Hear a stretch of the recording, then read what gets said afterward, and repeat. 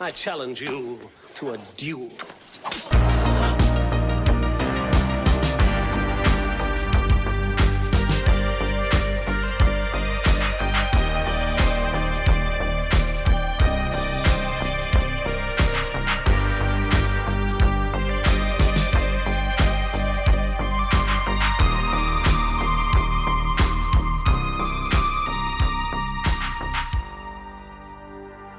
Hello everyone and welcome to the Movie Duel podcast with Peter and Liam. Hello everyone. Well, this is a very special episode of the Movie Duel podcast. Ordinarily, each episode we pick a subject and each pick a film that we think best fits that subject and then discuss it. However, this episode is going to be a special one.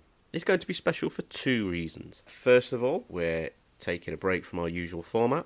What we thought we'd do is a little review of 2022 and have a quick look back, spoiler free, at some of the highlights of the films that we've seen this past year. As I said, this is a special episode for two reasons.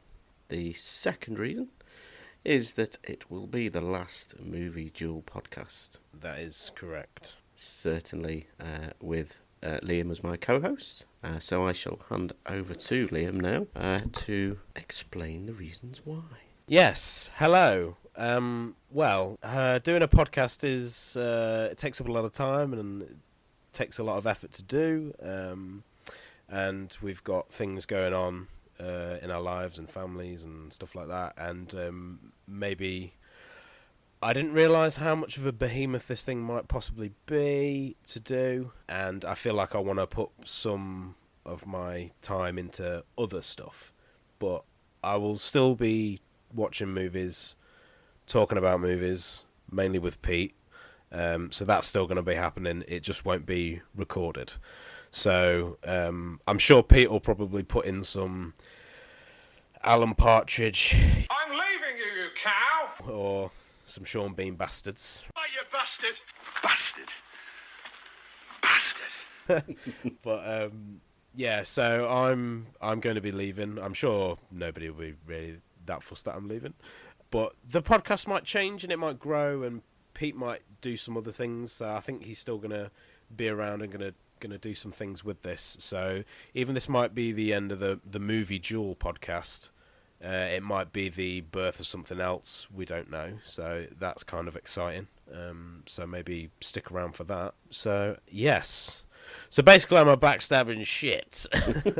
Terrible friend. I know it was you, Fredo. You broke my heart. No, not Yeah. at all. You know, just to set the record straight, I totally understand. And Yeah. I would just like to say at this point, get it out of the way, and then we can get on with the podcast.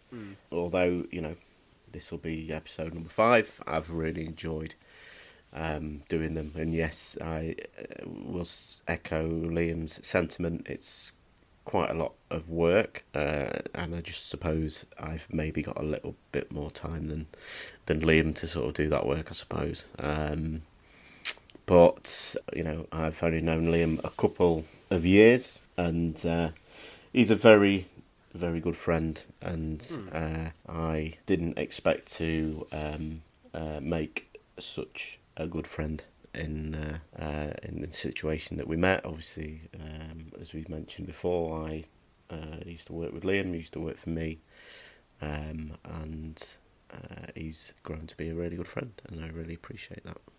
Oh, thank you, mate. Thank you. And I completely echo that sentiment. Like, I didn't expect us to become such good friends as we are. I mean, we text each other nearly every day. It's movie quotes, it's movie gifs, it's Dick pics. talking about dick pics, it's this and that. It's yeah, it's, you know, even though we only spent a little amount of time together when we was at work, we became fast friends, and I can only see it staying that way, to be honest. So yeah, I mean, I've enjoyed doing these few podcasts, and I was listening to a podcast actually recently where they were saying that most new podcasts that start out fail by the episode 3. So I mean, we did 2 more, so I see that as a win. Definitely. Well, we said, you know, we looked at some of the analytics this week, and you know, we hit the 100 listen mark. and it's still something to be proud of. And like you said, I feel a little bit like I've got the bug. I've really enjoyed doing it. I've really enjoyed getting my teeth into doing editing and trying to promote it a little bit for the little bit that we have done. And I hope to maybe look to either adjust it or look to maybe get a new co-host possibly and keep the format going. But He's replacing me with a younger model. maybe young, hot, and blonde. Yes. Called Sven. I was just going to say, what's his name? But we've I think we didn't look to do anything overly professional or spend loads of money doing this or anything like that. We started it from scratch. We've done our research, and if there is anybody who would like to give it a go or would consider becoming a co-host, or anybody who even has got the desire to do a podcast and wants some advice and what to sort of look for and how to sort of do it, then we'd be more than happy to give that advice. Absolutely. So thank you very much. And thank you. So now we've got that Yep. out of the way, we're going to talk 2022. Yeah, boy.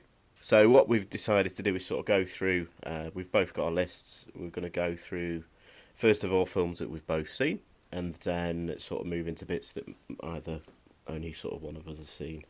We're going to be doing this spoiler-free, or as best as we can. I think there's at least 2 or 3 films that I want to discuss that are best seen spoiler-free, but there are some good recommendations here, so use it as you will. So I'm going to start us off with the first new film I saw this year, and the first new film you saw, I think, this year, because we saw it together on our first ever date. We did. We are talking about Scream. There's certain rules to surviving. Believe me, I know. They always come back. The killer is a part of something in the past. This one just feels different.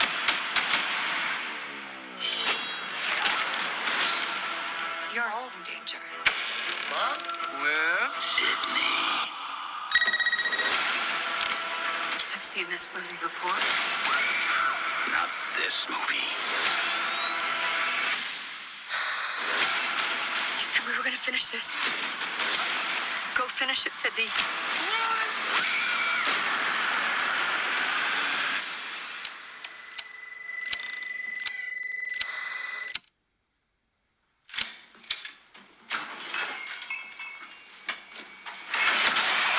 Scream. I'll be right back. He's dead. So this is the follow-up to Scream 4, set 25 years after the original Scream film in 1996, and it takes us all the way back to Woodsboro.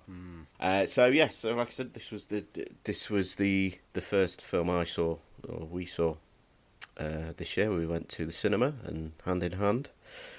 Very excited to see the next instalment. Now, I wasn't bowled over by Scream. I thought it was really a film of 2 halves. I thought the first half of the film was actually quite interesting. It didn't tread the same tropes that you would expect from a slasher or a Scream film. Even I didn't think. And then around about the sort of halfway point, I thought there was a really big shifting point, which I'm not going to say exactly what that is. And then all of a sudden it became the same old. Yeah, I'll have to agree with you. I think you liked it a bit more than I did, because I remember when the film ended, and I said, "Well, that was shit," and you went, "Oh, I thought it was all right." so we had a little bit of a disagreement there, but we both felt that there were good parts and bad parts. I think for me, I'm just getting a bit tired of it, because it was sort of like Scream is kind of famous now for referencing other movies, and it's quite meta. It's talking about horror movies, and I just feel like it's getting to the point now where the film has just become too much of that, and it doesn't feel like a normal film. Like I'm sick of getting things thrown at me, or references, or we're going to subvert your expectations on some things. Or when I was watching it, I could not to get into too much spoilers, but I could see they were talking about how this generation, everybody has specific points that they like about movies, and the fans are very vocal now, and the new movies aren't as good as the old movies, and they're not treating the old movies with respect, and toxic fan base and all that sort of stuff, and it's quite relevant nowadays, which is what Scream is. It's it's relevant to the time when it was made, all those movies, but I just felt like it had gone too far. It was starting to become scary movie for me, and I was a little bit disappointed because the guys who made it are the guys who did Ready or Not, and I really enjoyed that, and that was kind of silly and fun, but it had a nice structure to it, and I was never pushed too far away and thought this is a bit weird or this is going too silly for me. It rode that line really well, but I just felt Scream for me, it was just I don't know, I couldn't enjoy it as much as I wanted to. I think it was very I like how the sequels have had that idea of what it is to be a horror movie in that particular time. Obviously the first is, it has its own idea, the second has that sort of sequel idea, the third has that sort of cash-in of the franchise, and then the fourth has that sort of 10-year gap and how things have changed. And this, like you said, it does that. It's the first half of the film, for me, like I said, is picking at how we consume movies and how we view them, especially horrors. But I always thought the second half of the film just went into the tropes without being either a homage or a parody or being affectionate about it. It did just go through the motions. Whereas I don't think the other films have been like that, where it's been a parody or it's been a homage or whatever you want to call it. It's always kept that sort of Scream edge to it. Yeah. And the second half of this film didn't do that. It retreaded too much for it to be good. I kind of feel like those other Scream movies, they had funny moments in them and they were silly, but they still generally had some good scares in them, and they were kind of scary, for a film to watch on your own in the dark. But I just felt that this new Scream was just it was too tongue in cheek, and I just there was too many laughs for me. It just didn't work for me. I was a little bit disappointed, but it is what it is. And I think it was quite disappointing. I think that you had three what the film would actually call legacy characters, and it has put some of this sort of verbiage into the lexicon now, requels and legacy characters and all this. Of the three, David Arquette, Neve Campbell and Courtney Cox, the only one who I thought wasn't phoning it in was David Arquette. Yeah, agreed. He's definitely the standout in this film. This is good. There's Jenny Ortega, there's Jack Quaid, who are quite good in this film. But Neve Campbell and Courtney Cox, I thought they were just, apart from the fact that Courtney Cox looks terrible, and Neve Campbell looks as delightful as ever, they were just there. I kind of feel like Neve Campbell was good in it, but she just wasn't in it enough. For me. Yeah, but it kicked off the year okay. Yeah, I mean it's by no means it's terrible and an absolute shower of shit, but it was just I think it has sort of jumped the shark a bit. It will be interesting to see what they do with Scream 6. Yeah. The teaser looks like it's maybe going to take it into the city kind of thing, which could be interesting. It's Ghostface Takes Manhattan. That's what it'll be. Well, they've not, they haven't taken, apart from Scream 3, I suppose, it's all been very much sort of small town, hasn't it? So yeah, it'll be something different that it's switch up the scenery a little bit. But yeah, I would say if you like slashers, if you're a fan of the Scream series of films, then it's definitely worth a look. Yeah, you could do a lot worse. It's an honor. Yeah, so hand it over to you then, Liam. what we're going to have a chat about next. Okay, well, I think the movie that I'm going to pick next is one that we both saw at the cinema, but we sadly didn't see it together. But I really enjoyed it, and I think Pete did too, and that movie is Jordan Peele's Nope. What's a bad miracle?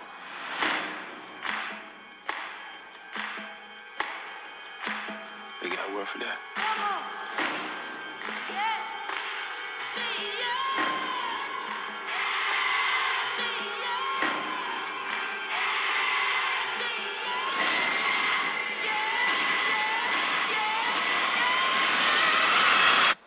Yeah, nah.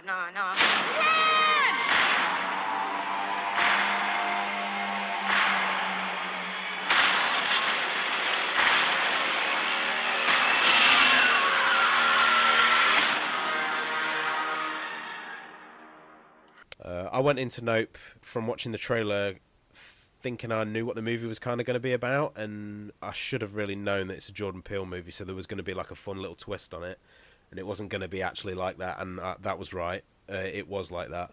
I was really surprised by Nope. I thoroughly enjoyed it, and it's really hard to talk about without spoilers, but he made this like alien abduction sort of movie that was kind of fun. The characters were really interesting, and the alien was very interesting as well. I don't want to talk about it, but it was a fun spin on it. I was like, oh, okay, well that's different. I think you find that with all of Jordan Peele's, though, don't you? I mean, Get Out's maybe not quite so much, but I found with Us, I watched Us with high expectations because of Get Out, and once I got to the credits, I was like, I didn't really enjoy that. Okay. But then the next morning, it was there in my head, and something just clicked, and it was like, that film is brilliant. Because, yeah. And I found this sort of the same with Nope. Maybe it didn't take me quite as long, but with all of Jordan Peele's films, they make you think, and they tap into something that just, for me, is just quite mind-blowing. Yeah. Because I don't think that there are many filmmakers that can do that. No, I agree. I think with some of his movies, like Us, for example, when I watched it, I thoroughly enjoyed it. I like the premise more than Get Out. Like, I find that whole scenario of, clones or, duplicates that live underground and all that sort of, whatever's going on there is really interesting. But the more you're trying to explain it, the more confusing it gets. Yeah. So it kind of fell apart a little bit there, but I thought the whole premise was really interesting. I agree. I don't know if this is a bad thing to say it, but I'm getting... Do you remember the early days when M. Night Shyamalan was about and everyone was raving about him? That's kind of how I feel with Jordan Peele, and I just worry that he's eventually going to make some bad movies, and then the prophecy will be fulfilled, and he will be the new M. Night Shyamalan. But I can't see that happening. I don't think he will. I think, like I said, and I believe it was first episode, maybe second. I think he'll be more of a Tarantino. I think he'll have that. He'll have that filmography. I mean, he's kicking out things a little bit quicker than Tarantino, but I think he's a very clever director. He's very smart. He's a very intelligent person, and I think he knows very much what he's doing. I don't think he's about box office, and no. I think Shyamalan very much became about the twist. Yeah, and that was not that great. The more twists he came up with, the less interesting they were. Yeah, really. And I think what Peele does differently is rather than twists, there are these reveals, or there's these moments in the film where your expectations are just completely turned on their head. Yeah, but not so much that it's a twist. It's just not what your expectation is. Yeah. But yeah, I thoroughly enjoyed Nope. Yeah, it's difficult because I can't say too much about it because it's obviously spoiler free. But there's a lot going on in there, and it's quite interesting. It's, for me, when I watched it, I was like, there's quite a lot of Jaws comparisons here. I felt, which was nice. There was definitely some Spielberg homages, and in the music as well, I felt like the music was a little bit John Williams-esque or something like that, and it had little flourishes here and there. Like adventure. Like, I thought this was going to be like a bit of a horror movie, and it is kind of a horror movie, but it's kind of an adventure movie as well. Really, Yeah. when it get to the end, you know, it is a big adventure. And like you say with Jordan Peele, he's not making these, you know, cookie cutter factory farming movies that are just there to entertain. He's putting himself. He's got a voice. Mm-hmm. And that's coming across in his films. Like, he's trying to talk about a bigger subject in these films. Yeah. And, you know, what goes on in this film, like with, you know, Gordy's home, the chimp thing? Yes. And all that, all that stuff's great. So And that's it. I think, you know, when you've got two sort of story threads of a film that are equally disturbing, you know, Yeah. it really adds to a good horror. And it's got Michael Wincott in it, so yeah, it's always nice to hear that gravelly voice. what more can you ask for? But, you know, I think the cast is pretty strong anyway. He always has really interesting, great characters in his movies. You know, like I really like that Daniel Kaluuya. I'm sorry if I'm butchering your name, but I really like him, and, you know, Lupita Nyong'o in Us and stuff like that. Like, he has great actors, and they're interesting characters. Like, you know, they're all a little bit flawed, or they all have their own little things going on. They're not just, you know, brave person or whatever like that. They're interesting characters. Yeah, I mean, Keke Palmer was great. Stephen Yeun really surprised me as well. I thought he was brilliant. I liked him a lot. I liked him a lot in this. Yeah, and that was Nope. Basically, I would definitely recommend Nope. It's on my list of movies that I loved this year. So Yeah, if you haven't, go see Nope. it would very much have been close to the top of my list. I think we talked about maybe doing a top 5 at the end as well, so we'll sort of see where that ranks for us both. Okay, so that was Nope. Where are you going? It's gonna be all right, Angel. We don't deserve the impossible. Pete, what have you got next? So I would like to talk about something that came out towards the end of this year. It was a Netflix film called The Wonder. Yes. It's not your job to question us. You are here only to watch. The watch is to last 2 weeks. We are proposing 8-hour shifts. There is to be no conferring between the two of you. On the 14th day, you will each present your separate testimony. May I ask, gentlemen, no one has told me what precisely is wrong with the girl. Anna O'Donnell doesn't eat. How long exactly has it been since the last time the girl ate? 4 months. That's impossible.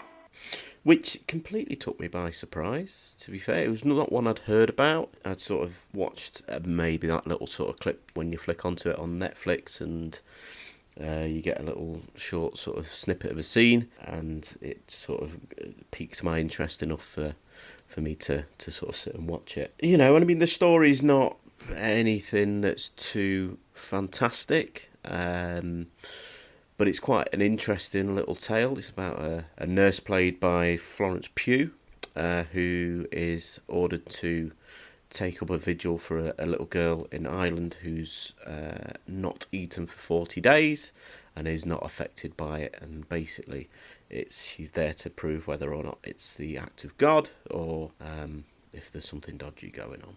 Pretty much is the synopsis for it. And this would be a very high recommend for me. I would say the best part of this film is a fantastic performance by Florence Pugh. I can say that I've seen her in a sort of handful of things, and she's not put a foot wrong, really. Yeah. Midsummer is brilliant. Fighting with My Family, even the work she's done for the MCU. It's a pretty flawless performance. Yeah, I would agree. I would be massively shocked if she isn't nominated for a few awards for it. It just sort of kicks along at a nice little pace. It's not too long, not too short. Some nice little performances, a lot of, you know, usual sort of character actors in there, Toby Jones. But yeah, it's another one that's sort of, the less said about it, the better. Yeah, I would totally agree with what you said. I was kind of blown away by it because I wasn't really aware of it that much. Like, I heard about it. I was at work and they had an advert playing on the radio for it. And then I saw the trailer for it on Netflix like a week later or something, and I watched it and I was like, oh, that seems kind of interesting. The trailer kind of gave me like one of those A24 horror movie vibes. Like I didn't know too much about it. I was like, I don't know what this is about. So then when I watched it, I loved it. It was really great. It was like you say, it's not a complex story. It's just this nice little interesting story of this British nurse that goes to stay with this family in Ireland and her interactions with this little girl. And Florence Pugh, yeah, she was amazing in it. The only thing that I did that really confused me is this weird sort of framing element to the film where it starts off you zooming in on a movie set and then it becomes the film. And there's a couple of points in the film where it breaks the fourth wall, which was stylistically interesting, but it seemed a little bit pointless to me.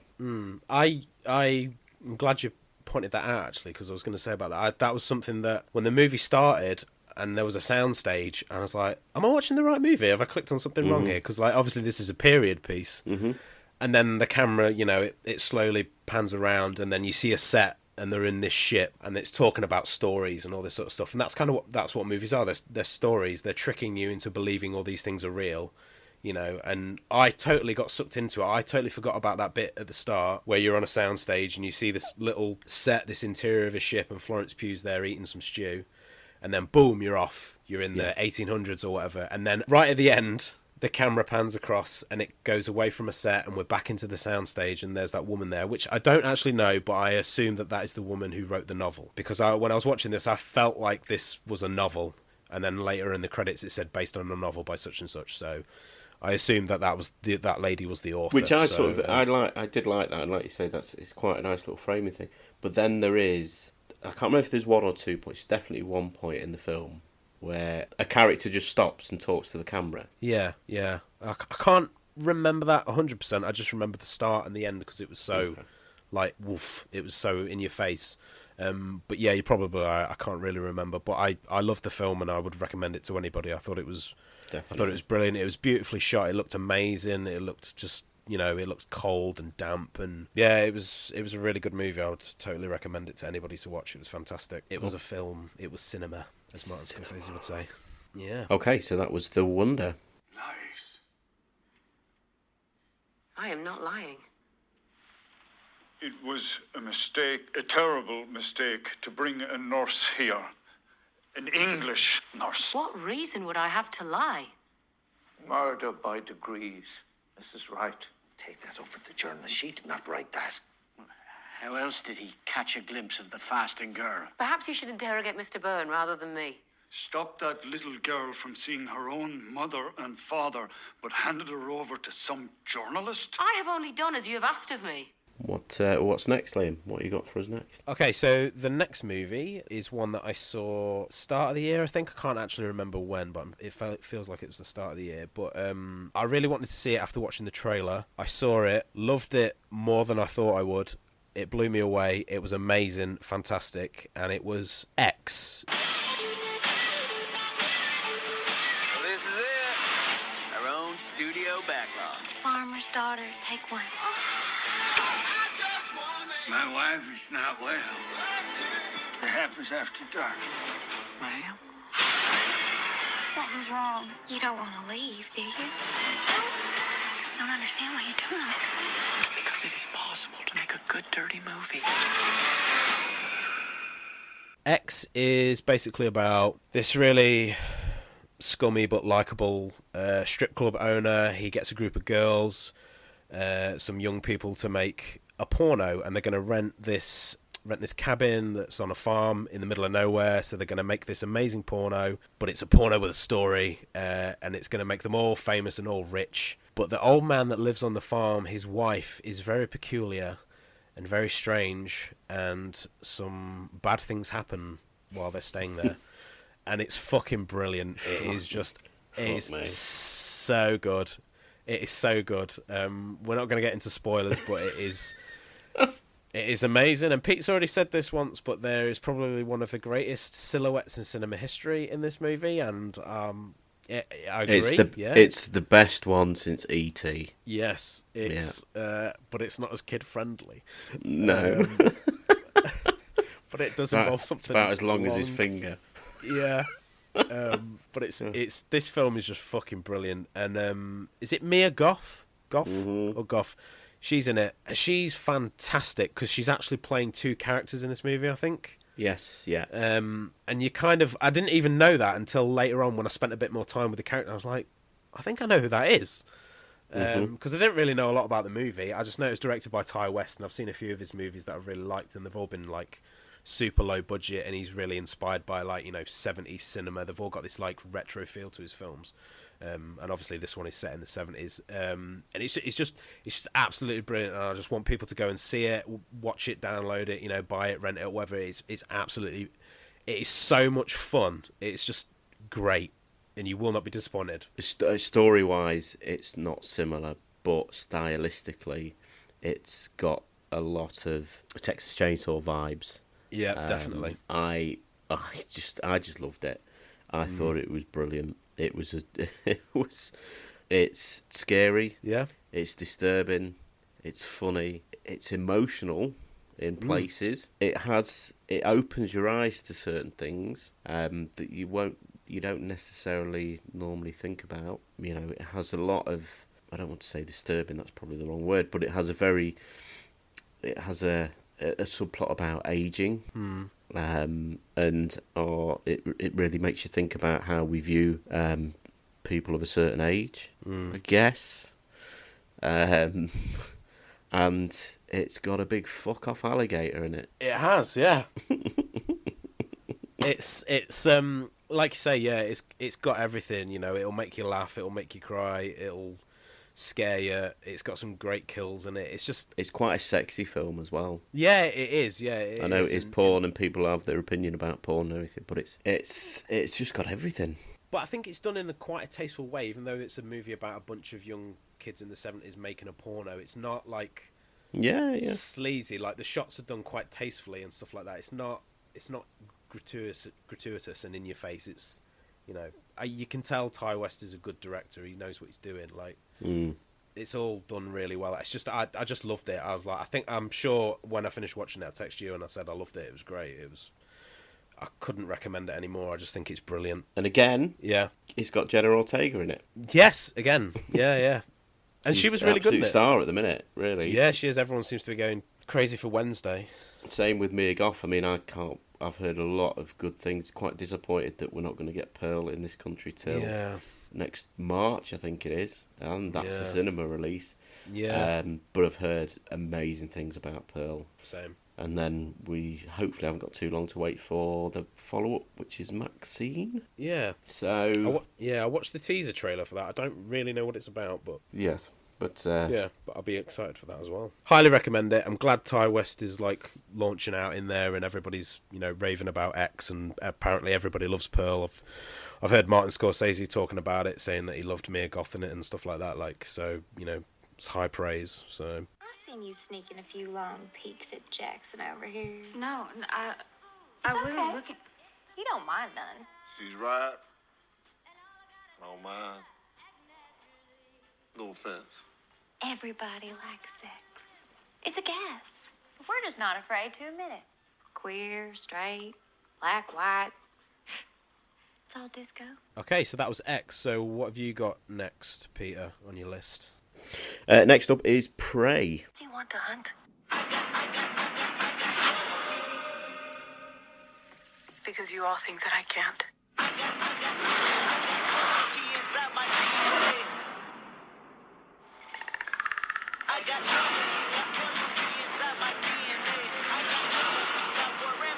I've never seen anything like it.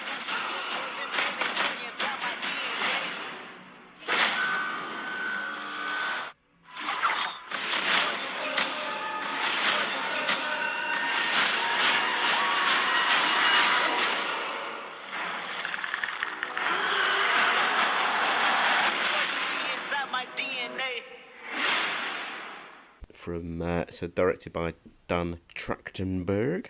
It's the latest instalment of the Predator franchise, obviously close to our hearts, since we deleted the Terminator franchise from history, or you did.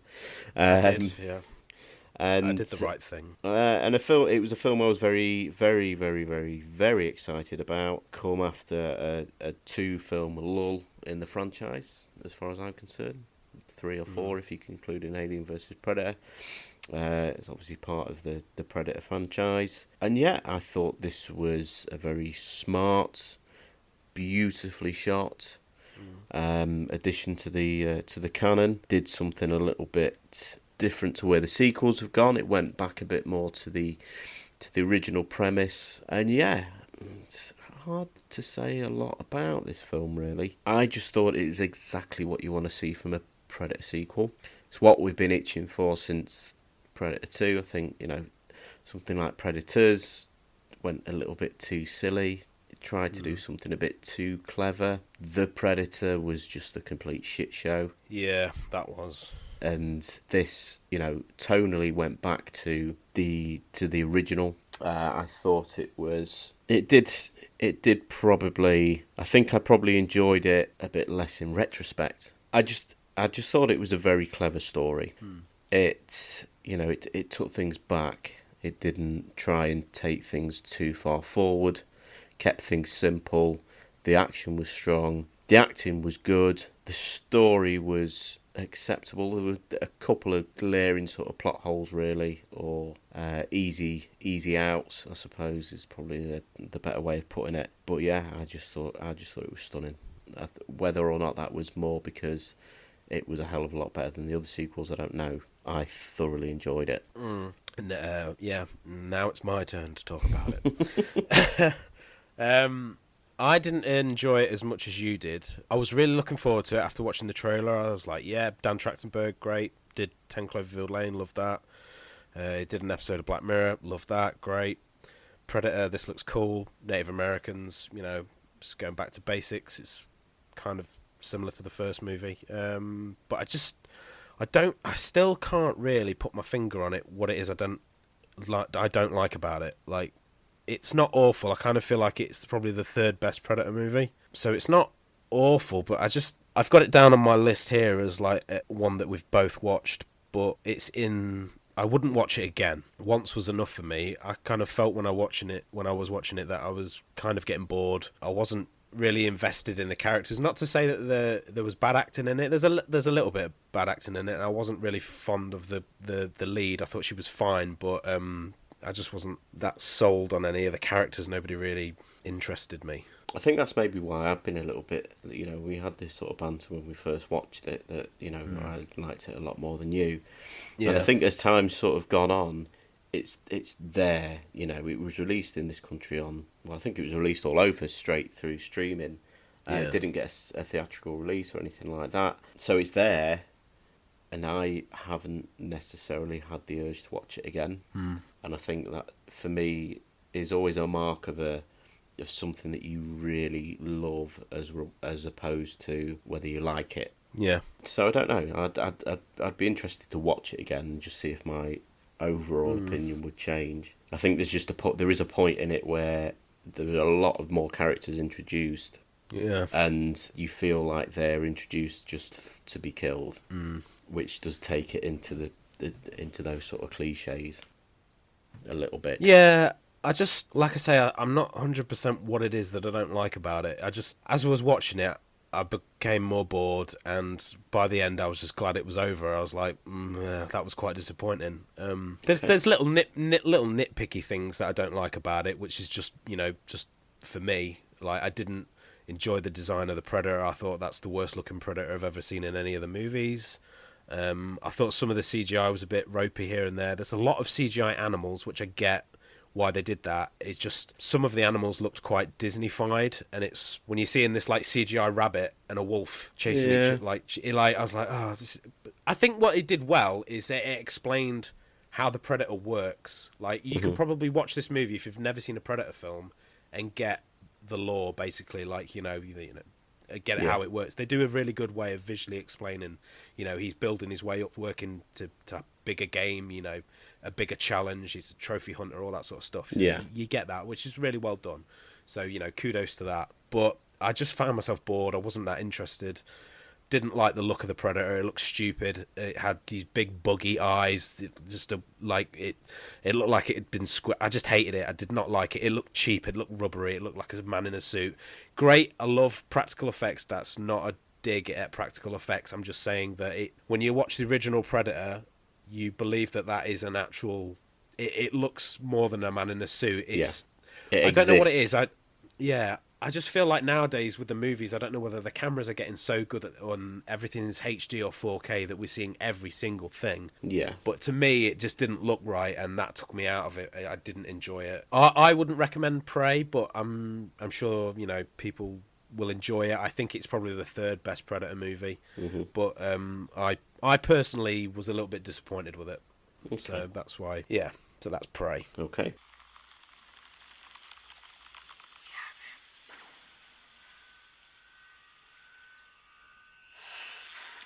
No, he has us.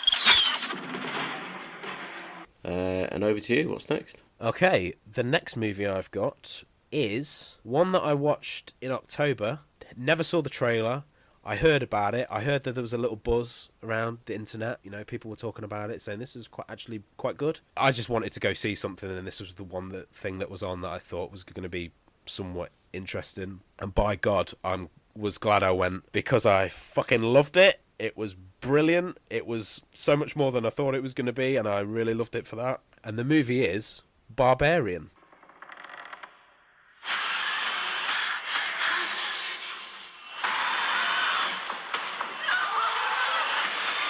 We need to go now.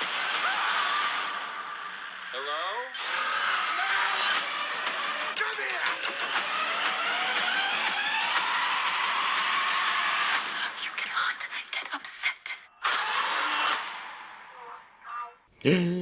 Yes. Barbarian's going to be hard to talk about, because I think the less you know, the more you will enjoy this movie, because it surprised me. But basically, the movie starts off, this girl, she's rented a house on like an Airbnb type thing in a sketchy neighbourhood. She gets there, key's not in the lockbox, somebody's already there, they've double booked the room. And then she's like, do I stay in the car, try and find somewhere else? Everywhere's booked up, there's nowhere to go. The guy who's staying there is Pennywise, one of the Skarsgårds. Bill, isn't it? It's Bill Skarsgård, yeah. Yeah, Bill Skarsgård. And he's doing his best to be as creepy as possible. But she decides to stay, and Don't say anymore. Stuff. Yeah, stuff happens. Stuff happens. Well, this has just landed now on Disney Plus, as we are Yes, it recording on has. 22nd of December. This is now on Disney Plus. I would thoroughly recommend, if you don't have Disney Plus, either get it or get a free trial. Go straight to Barbarian. Don't read anything about it. Watch this film. Yeah, it's brilliant. It is just mad as fuck, and it's brilliant. Recently listened to an interview with Zach Kreger, who's the sort of writer-director, and he talks about how he literally just started writing this film and thought, what if X, Y, or Z happened? No matter how balmy it is or how off the wall it is, what if this happens? And then he just wrote it. And then he got to another point and thought, well, what if this happens? And then carried on from there. And you can tell that from this film, but it is, I wouldn't say it's 5-star, but it's an experience. It is something. Yeah. It's a sight to behold. Yeah. And we never actually talked about this, because we haven't had a long discussion about it. I just sort of texted you that I'd seen it, and we both talked about what we liked, what we didn't, all that sort of stuff. But for me, this year, this was the best. I saw this at the cinema. This was the best cinema experience I'd ever had, probably for a long time. Because I will tell you, the movie theater was packed, and it was packed with people. I can only assume this, but I'm guessing I'm probably right, that were expecting some sort of Blumhouse jump scare. They all knew. They thought that they knew the plot of this movie. They thought there was going to be some serial killer living in the walls or in a bunker underneath, and they knew what this was going to be about. And as the movie went on and things started getting explained and things keep popping out, people started laughing and shaking their heads and crying and jumping. And by the end of the movie, people were like, what the fuck? There were people that hated it, people that thought it was stupid, people that loved it. It was just, it's what going to the movies is all about. Like, everybody in that room had an experience. Like, it was so much fun. It was so much fun. Yeah. I've this year, and we were talking about this the other day, I've very much become a proponent of not watching too many trailers. I'll watch trailers for things that I, have maybe got a vested interest in, your Marvels and your Batmans and all that sort of thing. But these little known films, the indie films, certainly a lot of the horror films, I am purposely trying to avoid, and I'm so glad that I did with Barbarian, because Me too. it's just fucking bonkers. Yeah. I mean, I didn't avoid the trailer, like, because didn't want it to be spoiled. I just didn't know about, like, I didn't care about the movie. I just assumed it was going to be some crappy Blumhouse jump scare thing, and I wasn't interested. Whether you like the way the story goes or you don't, it's just such a fun experience. It is. I agree. And it's on Disney Plus right now. Yeah, Barbarian. Check it out. Amazing. Hey. The laundry's still in wash. But I thought, I'm wide awake, so I it's gonna be a bit nut. I thought I'm gonna have some of this here wine, but I didn't want to open it before you got out of the shower, because I know you didn't drink your tea, and I totally get that, by the way. I mean, you don't know me, and this is a really weird situation. Okay, so go on, Pete. What's next? Right, okay. So I'll go for this one, because this is another one that we watched together. Okay. I'm talking about Doctor Strange and the Multiverse of Madness. Doctor Strange, I always suspected this day would come. Because you always suspected this day would come. I'm ready. On May 6th, nothing can prepare you for the mind-bending descent into madness. This is the only way. Doctor Strange in the Multiverse of Madness. So this is the one of the latest Phase 4 films from the MCU. I think it's rather obvious, if you haven't already determined from the podcast, that I'm much more of a proponent of the Marvel films than my co-host. So we perhaps wanted to watch these films for much different reasons. My reason being that I am a fan of the Marvel films, and this is the next film in that canon. And Liam was very much, this is Sam Raimi, and I want to see what he's doing next. Yeah, absolutely. But I think Doctor Strange, the original Doctor Strange film, very, very strong film in the MCU. Good character. Benedict Cumberbatch is pretty strong in the lead. It keeps that sort of canon moving along nicely. Some very strong performances. Benedict Cumberbatch, as I said, as always. Elizabeth Olsen's pretty good. Benedict Wong is just always pretty flawless in all of his appearances in the MCU. But yeah, I think it was okay. Like most of the Phase 4 films from the Marvel universe, it's okay.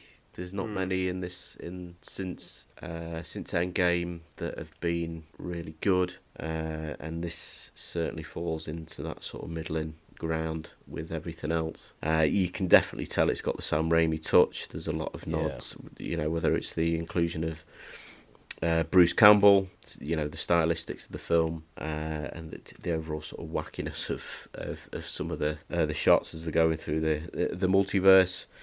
But yeah, it was okay for me. I don't think it was a really standout film. Yeah, I know we went to see it for different reasons, but I think I enjoyed it. I was entertained for the however long it was on, 2 hours or something. I was there to support Sam Raimi. This is the first movie he's done since Oz the Great and Powerful in 2013. So I just wanted to see him back behind the camera doing something. It was great to see him directing again, and I hear he's doing more stuff, which is great. And I love seeing all those little Raimi-isms, the camera movements and the eye torture and all that sort of stuff. It was great seeing Bruce Campbell. He had a perfect Evil Dead cameo. He was just, possessed hand. I was like, oh god, yeah, this is great. And Bruce Campbell is always amazing. I almost did. It was worth it. It was so good. And to see the Delta in there and just, yeah, I really enjoyed it. I know you like the Marvel movies more than I do. I don't really hate them or anything like that. I just, I've got a little bit of fatigue with them, and but I did enjoy this movie. I probably enjoyed it more than the first one, if I'm honest. Okay. Yeah, I thought it was pretty entertaining. The special effects were pretty good. Yeah. yeah, it kept me intrigued. Obviously no spoilers, but there was a cool bit with like alternate timelines and other legacy characters. Yeah, and Avengers and stuff like that, which was kind of cool. There was some really dark stuff in it as well. You know, Yeah, like I was like, oh definitely, god, yeah. this is a kids movie. But yeah, I didn't hate it. I thought it was fun for the however long it was on. It was all right. They sort of said early on in production that it was going to be the first Marvel horror film, and I don't think it quite got there. I think there was some freaky bits, but it didn't quite go that far. Was it Scott Derrickson who originally said that? Because I know he was supposed to be doing it, wasn't he? And then he left either for creative reasons or well, I'm not sure. Whatever. And then they brought Raimi in, or Raimi said he'd do it, sort of thing. Because I remember them saying about, oh, this is going to be the first Marvel horror movie type thing. And I will agree. Yeah, they didn't really pull it off. There was some like for a kids movie, there was some scary stuff in it. But yeah, it wasn't a horror movie. No. But I'm just glad Sam Raimi got paid. That's all. I'm glad that he got a job and he was doing something. That makes me happy. Okay. Smells, Sweet. I was going to say real. Oh, it's all very real. Thanks. I put the magic behind me. So I can see. Well, I knew sooner or later you'd show up wanting to discuss what happened at Westview. I made mistakes, and people were hurt. But you put things right in the end, and that was never in doubt. I'm not here to talk about Westview. Then what are you here for? We need your help. So, over back to you then, Liam. What's next? Okay, I tell you what. Seems as I mentioned Scott Derrickson, Mm-hmm. the next movie I'm going to pick off my list that we both saw is The Black Phone. Ooh.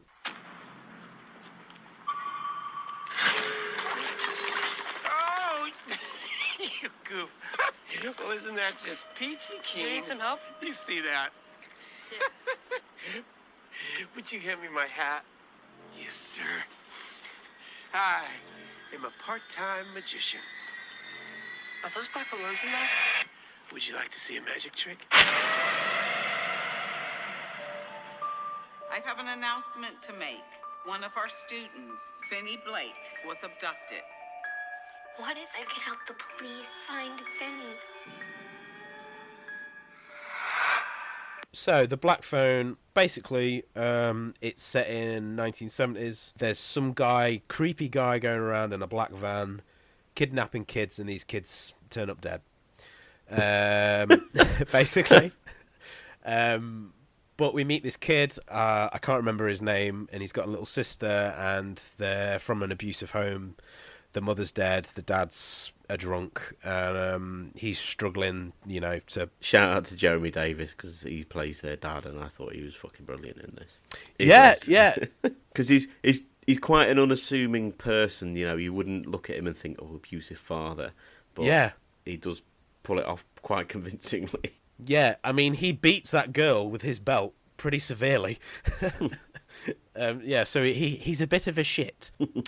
But yeah, so basically this young lad, he's got bully problems at school and he's struggling to stand up for himself, and that's when he gets kidnapped by, I think he's called the Grabber. Yes. This murderer that's going around taking kids, he's called the Grabber, and played by Ethan Hawke. Brilliantly. Very well. So he takes his kid back to this basement. He doesn't know where he is, and on the wall is a black phone, and it rings even though it doesn't work. It's disconnected, and on the other end of the phone is the voices of the kids that the Grabber has previously killed, and they are helping him to escape. And that's all I'll say. For me, this was a little diamond in the rough. It was a surprise, because I actually watched the trailer and I thought, this doesn't look that good. And when I watched it, I went to the cinema to see it. I was really surprised. I really enjoyed it. It was a good little coming-of-age story. Had some strong Stephen King vibes to it. I think it's based on a short story by his son, Joe Hill. Oh, so that's probably where those Stephen King vibes were. Of Creepshow fame. Yeah, he was the one that Tom Atkins was slapping, I think. But I really enjoyed it. It was a simple story. The majority of it is in that one location in the basement. The characters that are in it are interesting and fun. The lead, I can't remember the name of the lad, but I thought he was really good. Mason Thames. Well, the girl who played his sister, I thought she was She was really good. She was really comical. A lot of the people in the audience were laughing at her. She was doing a really good job. And Ethan Hawke was great because you never see his face really. He's wearing this mask, which apparently Tom Savini designed. And this mask has interchangeable mouths. So when the grabber is pressed, he has a sad face, and when he's like cocky and stuff, he's got like a smiley face. Like, so this mask can change, this devil mask. And yeah, I really enjoyed it. I would definitely watch it again. It was not scary. It was it's not like it was creepy. It had a creepy tone to it. There's like Scott Derrickson's done this before. I think it reminded me of Sinister. Like in the middle of the movie, I think that I don't know whether they're dream sequences or I think it's what the sister is seeing, but we have like it's like Super 8 footage, grainy. It's either 16mm or I think it's Super 8 footage, and some of that stuff is just creepy. Like there's Ethan Hawke holding these black balloons and the van and all this sort of stuff. It's visually it looked really cool, but yeah, I loved it. I thought it was really fun, entertaining. Definitely watch it again. The Black Phone. Quite interestingly, actually, I'm just looking at it now. He directed Doctor Strange, the original. He did, yeah, the first one. I didn't realise that. Yeah. But yeah, I didn't realise he was directed Sinister as well, and Hellraiser Inferno. Okay. Which is quite an interesting Hellraiser film, actually. It's one of the sort of straight to video sequels, but I quite enjoyed that. Anyway, that's by the by. I thought The Black Phone was alright. I don't think I'm as high up on it as you. Some really good performances in it, but I just felt it was very much nothing I've not seen before. Yeah, I get that. I didn't really get wholly invested in it. Bit throwaway for me, I suppose. Okay, yeah, that's fair. I think for me, I was quite surprised because it was more. They could have easily gone in a way where it's very jump scare. They could have gone very gory and silly, but it was more like it's basically just a coming of age story set in the 70s, which I'm a sucker for. I love that kind of stuff, and I thought it was just really nice. It was done really well. It's not perfect. Don't get me wrong, it's not perfect at all, but I just enjoyed it. I thoroughly enjoyed it. I was surprised by it. It was, it was sweet. The performances were really good. That the lead, like there's a scene where he breaks down, where he's tried to escape and again, and he gets defeated, and he just breaks down, and it's really sad. And it was entertaining fun. I enjoyed it. Well, he was stupid to pick a fight with Robin Ariane. He's the toughest kid in school since the grabber got Pinball Vance Hopper. I wish you wouldn't call him that. Everyone called him Pinball Vance. No, I mean... I know who you mean, jerkface. Even the papers call him the grabber. Next, we're going to head back into the comic book world for another film that we went to see at the cinema together, hand in hand. And that film is Matt Reeves' The Batman. It's black and blue and dead all over.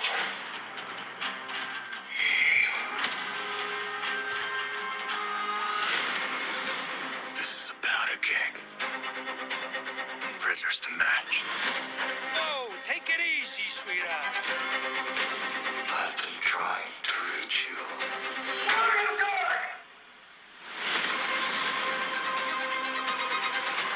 If this continues, it won't be long before you've nothing left. I don't care what happens to me. You're not so different. Who are you under there?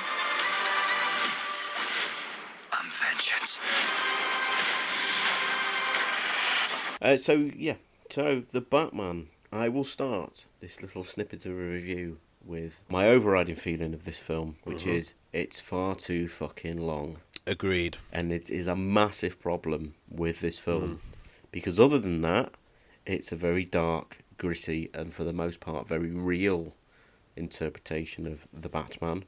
It looks fantastic, if not a little bit too dark in places, but both Robert Pattinson and Zoe Kravitz very good in the roles. Paul Dano is massively wasted. There's not enough of his face really on screen, which is a real shame. The whole sort of show is stolen by Colin Farrell, who is epically unrecognisable as the Penguin, Oswald Cobblepot. But yeah, it's a good 30 minutes too long, and it really falls apart in that last act, really, which is a massive shame. I think if it hadn't had that, it would rival The Dark Knight. Definitely. There's lots of... I had a lot of love for this film. I remember we were talking about it after it finished because we both really needed to go for a piss. It was like the Return of the King situation. It had about 6 endings. Yeah. I was like, oh, this is where they're going to end it now. Oh no, it's still going. And then this is where they're... Oh no, it's still going. Like, Jesus Christ. I think this is a film that needed a lot more editing, but I think because there's so much going on in it, it's like, what stuff do you cut? Because you've got... Not only do you have the Riddler, you have Zoe Kravitz's Catwoman, then you have the Penguin character, and then you have also the stuff that's going on with Falcone, and then the stuff with Robert Pattinson and Gollum. Forgot his fucking Andy Serkis. You've got so many characters. There's too much going on. I feel like they should have just kept it with the Riddler, Catwoman, and maybe the I don't know. I just feel like there's too much going on. It's too busy. And I will agree with you, if they could have got some of that under control and it was half an hour shorter, it easily could have rivaled Nolan's movies, because stylistically it looks brilliant. Mm-hmm. It's shot beautifully. The cinematography is great. I will agree there are some moments when it is maybe a little bit too dark. Yeah. But it looks great. The action sequences are done really well. It's nothing too crazy. The Gotham itself is definitely... It feels like a character. Mm-hmm. Like, I think, which was missing from the Nolan movies. Like, they're always saying how bad Gotham is, but when you looked at it, it was like, it just looks like New York. It just looks like a city. It doesn't look that bad. But in this movie, it looks like a shithole. It looks like, it looks terrible. So it has so much stuff going for it, and it's just let down by that runtime, and it's just too much. I think it's a shame because, although I wouldn't say that Robert Pattinson's Bruce Wayne is the best interpretation, it's certainly the most interesting. There's a lot to sort of go, and you've as good as some of the Batman films have been, whether it's Tim Burton's original, The Dark Knight, some of those films, they've never been good because of Bruce Wayne or the Batman. And I think this is the first Batman film that's really tried to get something out of the Bruce Wayne character and make that character interesting, which is a really strong point for this film. But it gets a little bit lost in the shuffle with everything that's going on. It's almost trying to do what the DCU, I suppose is what they call it, tried to do with your Batman versus Superman, your Justice Leagues, where it's trying to create this world very quickly and this canon without having that sort of, for all the faults that people can pick with the Marvel Cinematic Universe, it's taken the time to create that world and create those characters and give them life, give them story before it's then thrown them all together. Whereas this is, this is supposed to be a year, 2 years into Bruce Wayne becoming Batman, and it's not really telling us his story as such. It's telling us the story of him dealing with the Riddler, dealing with the corruption in Gotham, and meeting Catwoman and all that sort of stuff. So I think if this had been a little bit more of a slow burn, it would have been sincerely, and I think this sincerely, it could have been the best Batman film ever made, or certainly in the discussion. And I don't think it's far off, don't get me wrong. I think it's a very good film. And I've watched it since, a bit more broken down. I didn't watch it all in one sitting, and I enjoyed it a bit more. I think for 177 minutes, which is what does that work out? 3 hours, something. It was a slog. I bet. It felt a slog. For a movie about a guy dressing up as a bat to fight crime. Yeah. Yeah. This is This is supposed to be entertainment, and it was just way too long and too much stuff going on. I guess it goes to show what a good filmmaker Matt Reeves is, because he still manages to make this a really interesting and beautiful and complex film. I think in other hands it could have fallen apart with all this stuff going on, but he's trying to juggle all of these things, and he does it really well. I just think it's too busy, especially for a new movie that's introducing a new Batman and a new world. There's so much going on. I suppose there's a difficulty to it, because if you could make a good film if you took the Riddler element out of this and just made it about gangsters and corruption, and had the Catwoman character and who's sort of entwined with that.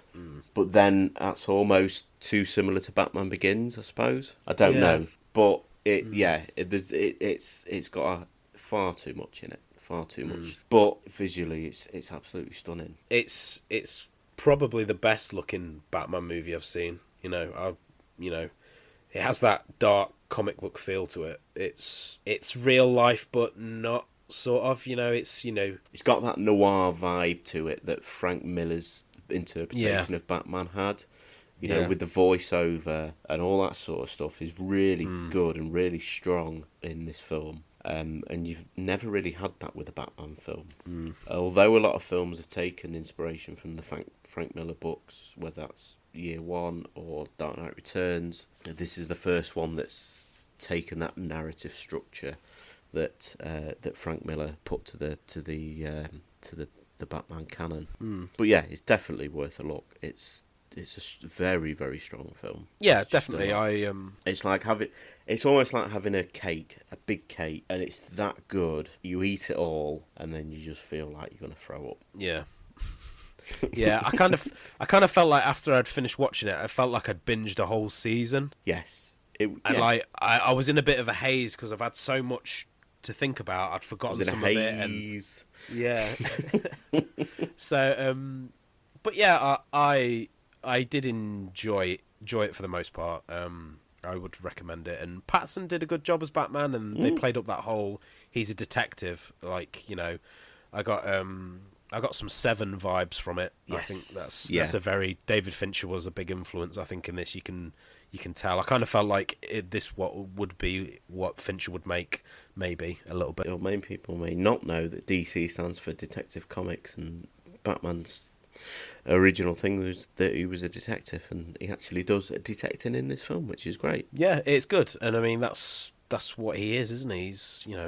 He's a crime fighter, but he's also a detective, and he solves shit. So he uses his smarts, not just his fists. So there you go. Go Batman.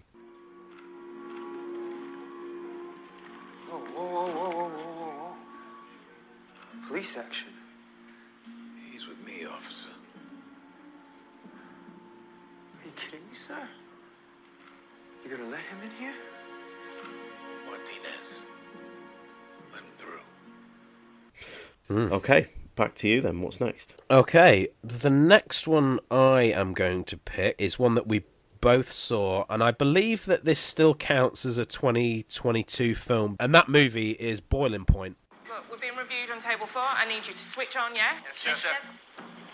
Good to see you, mate. Yeah, nice to see you. Critic. Look, I had no idea you were coming. You haven't returned a call to me in 6 weeks. What's this all about?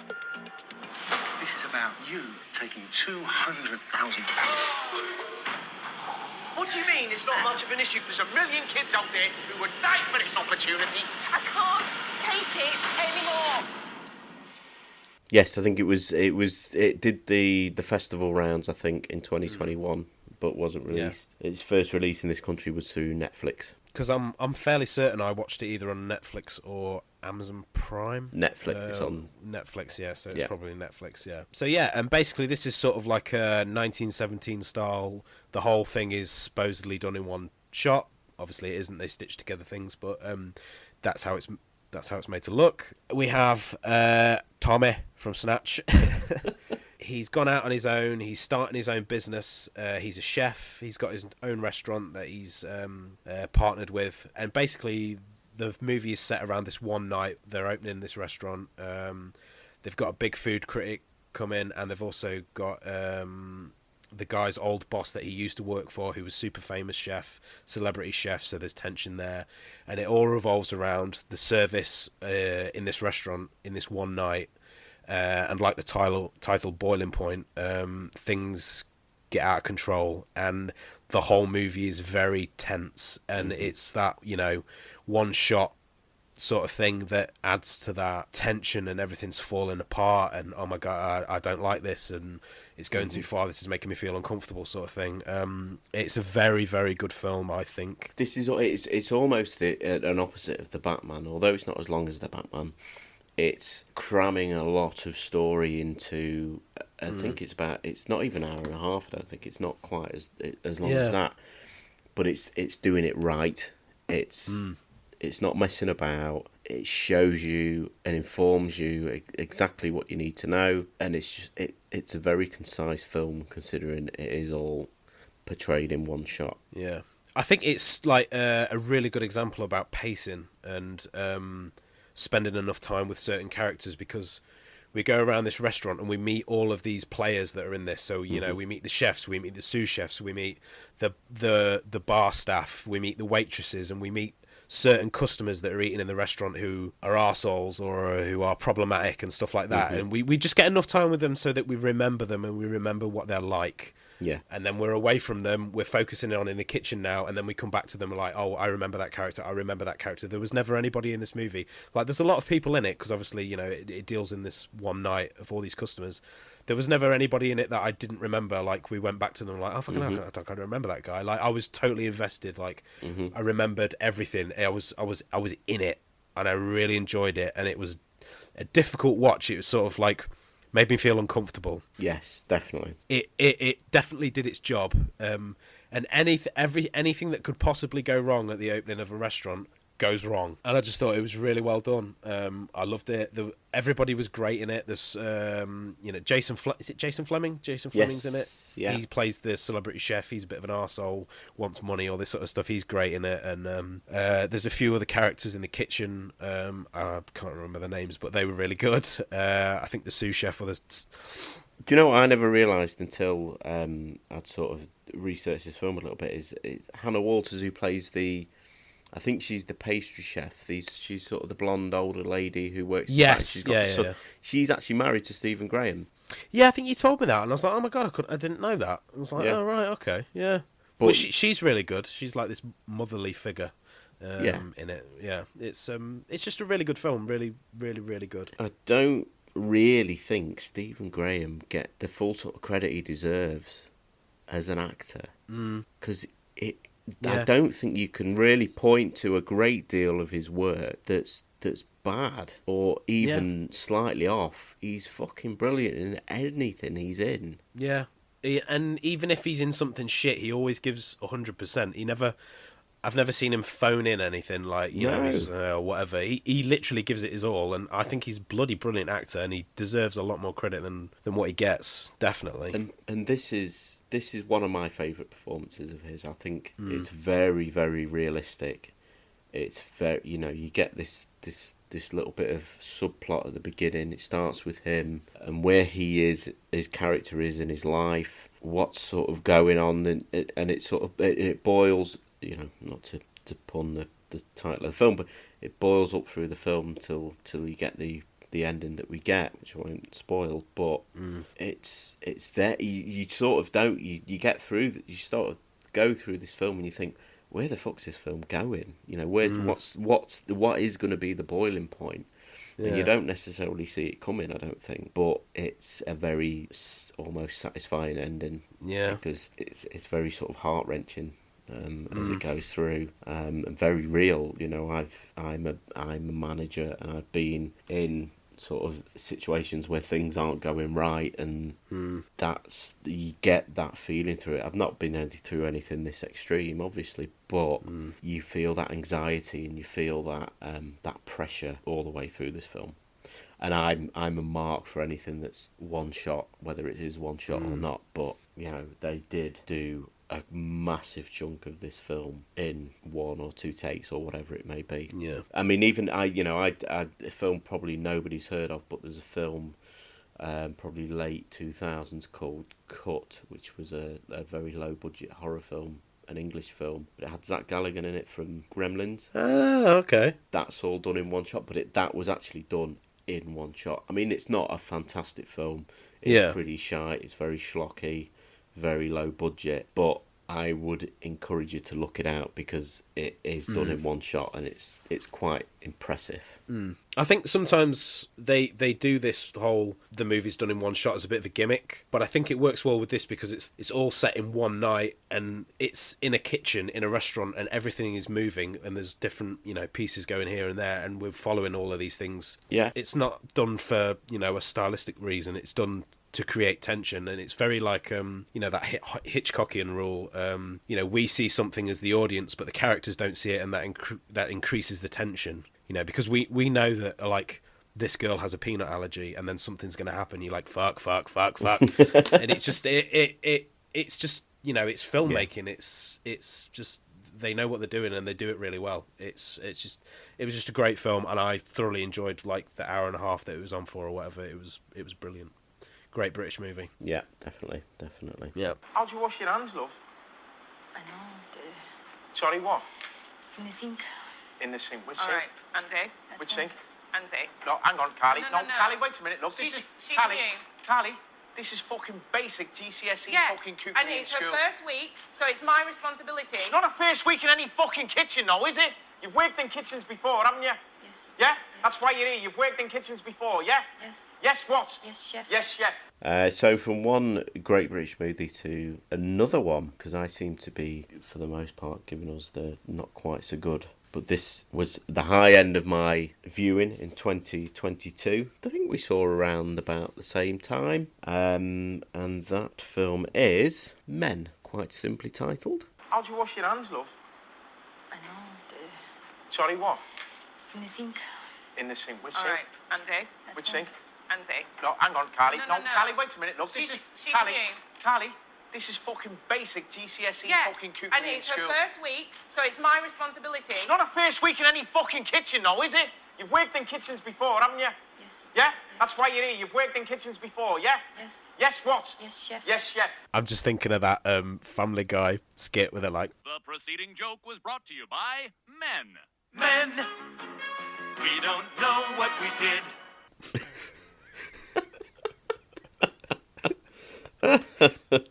Nice.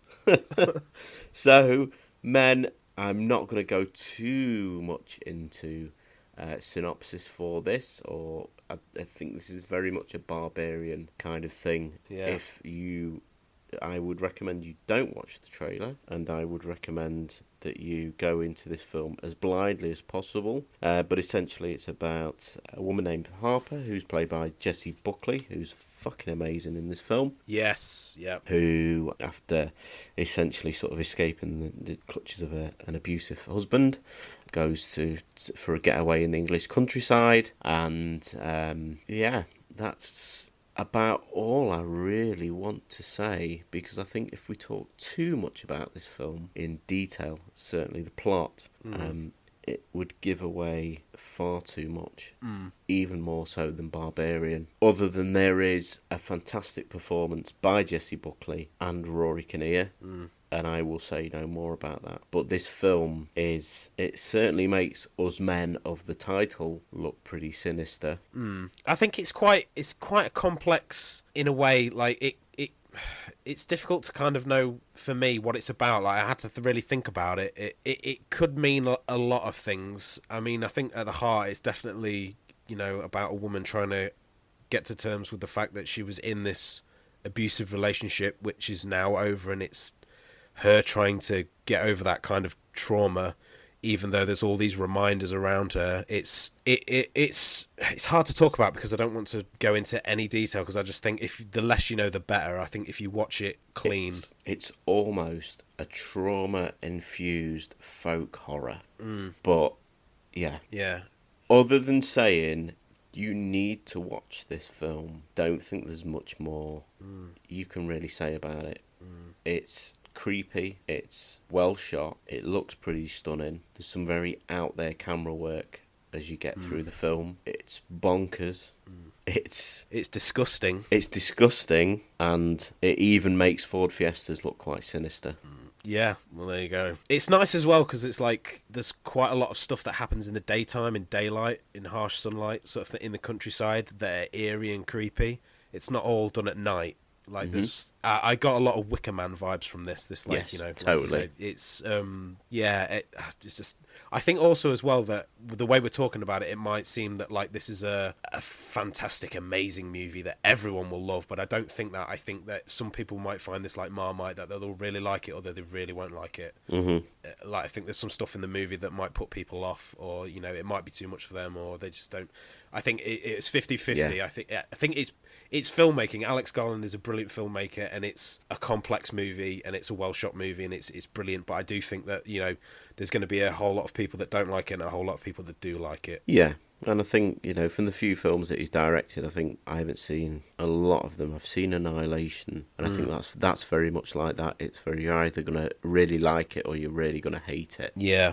Yeah, and I don't think you'd necessarily really hate this film. No, I think if you hate this film, you don't get this film. Yeah, I wanted to say that because I think there's probably, I've seen some stuff online, I think, where people who maybe haven't even seen this movie, but they think because it's called Men that this movie is about how all men are bastards. But I don't think that's not what this movie's about. I think it's something a bit deeper than that. You know, there's a lot of imagery from The Green Man.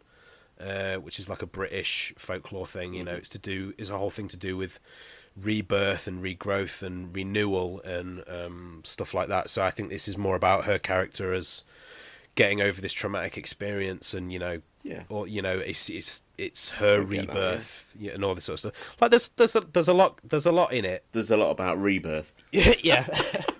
Anyway, let's not spoil it.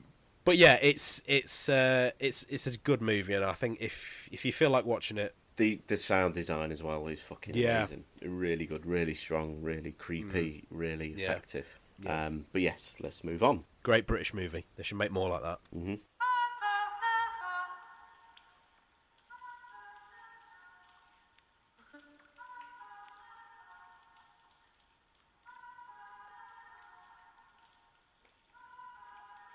So what's next, Liam? What do you got for us next? Right, okay. So the next movie I've got is the first film I saw in 2022, and it's also my top pick. It's my favourite film that I saw this year, and that movie is Licorice Pizza. I don't know why I went high-pitched when I said pizza, but it's Licorice Pizza. Yeah, Paul Thomas Anderson's Licorice Pizza. Watch the best film of 2021 and be thankful there is still plenty of beauty in this world to go around. I met the girl I'm gonna marry one day. Gross. Paul Thomas Anderson's Licorice Pizza is now an Academy Award nominee for Best Original Screenplay. Do you know who my girlfriend is? Barbra Streisand? Barbra Streisand. Barbra Streisand? No. Best Director. Action. And Best Picture of the Year. I'm cooler than you. Don't forget it. Licorice Pizza, now playing. Rated R. Basically, as I've said before, that I'm a bit of a sucker for coming-of-age stories that are set in the 70s. This is one of those films. It follows Cooper Hoffman.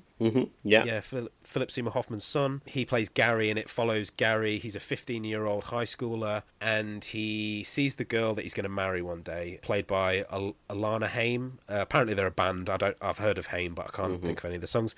Basically, she's a bit older than him. They go on a date. There's nothing there, but they have a bond. And this movie's kind of just sort of about an age and about a feeling and about your place in life, what you want to be and what you've messed up on, where you're going to go. And it's all set in 1970s San Fernando Valley. And it's basically that. It's Gary is a child star, but he's getting older now, so the jobs aren't coming in anymore. He's a bit of like a Del Boy sort of, you know, he's a businessman. He gets into all sorts of different things, like he's going to start a waterbed company or, you know, all these other things. And he brings Alana Haim along with him. They sort of team up. And it's just about growing up and being in love, and that life doesn't always go the way you think it's going to go. And I just absolutely fucking loved it. Yeah. The soundtrack is great.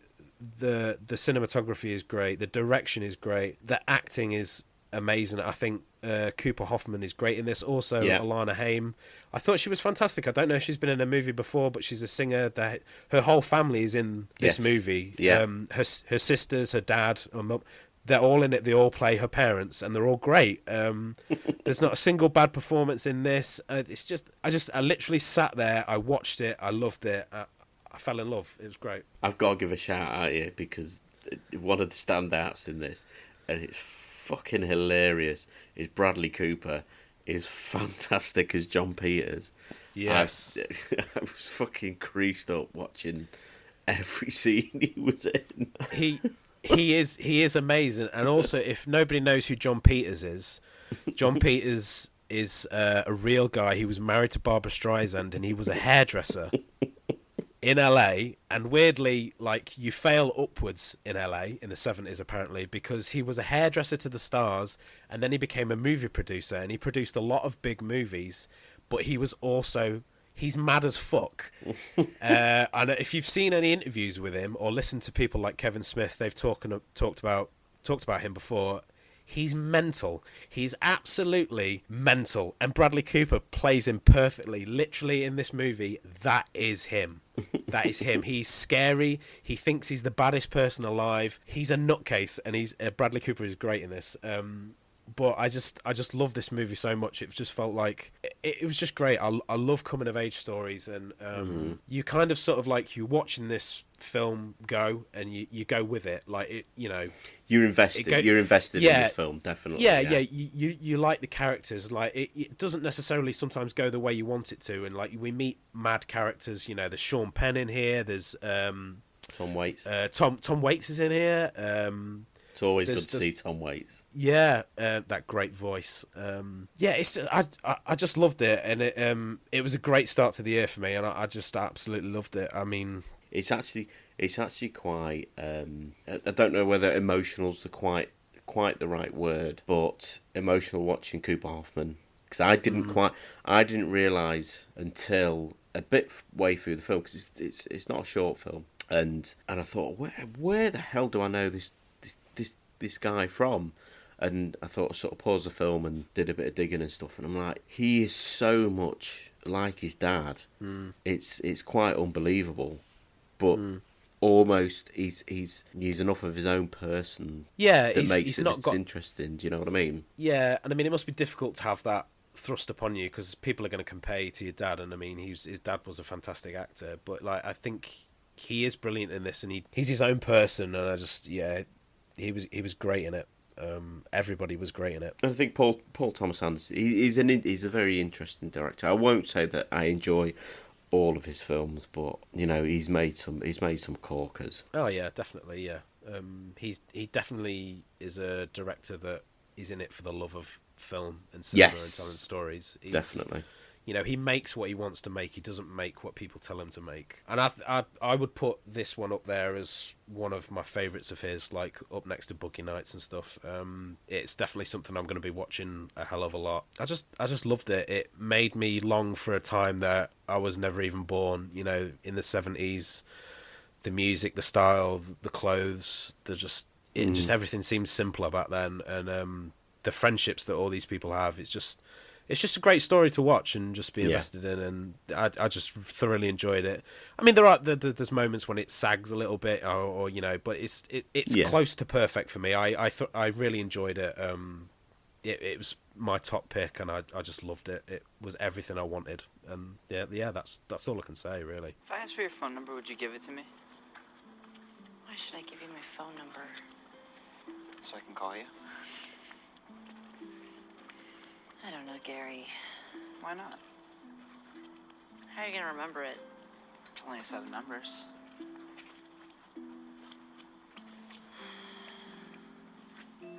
Seven 4686. 756-4686. Wrong. 758-4686. All right, Don Rickles. So we'll head on to the last film that we've both seen this year that's new. Yeah. And end on a little bit of a downer, because this isn't fantastic, but this is another sort of Netflix contribution. I Came By. Hello?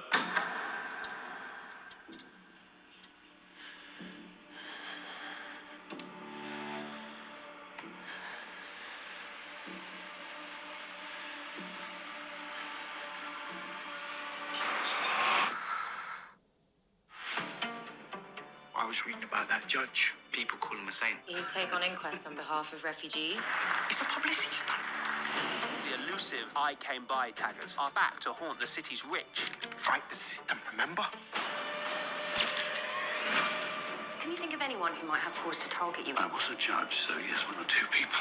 Yes. Starring Hugh Bonneville, George Mackay, and the ever lovely Kelly MacDonald. Yeah, she's great in this.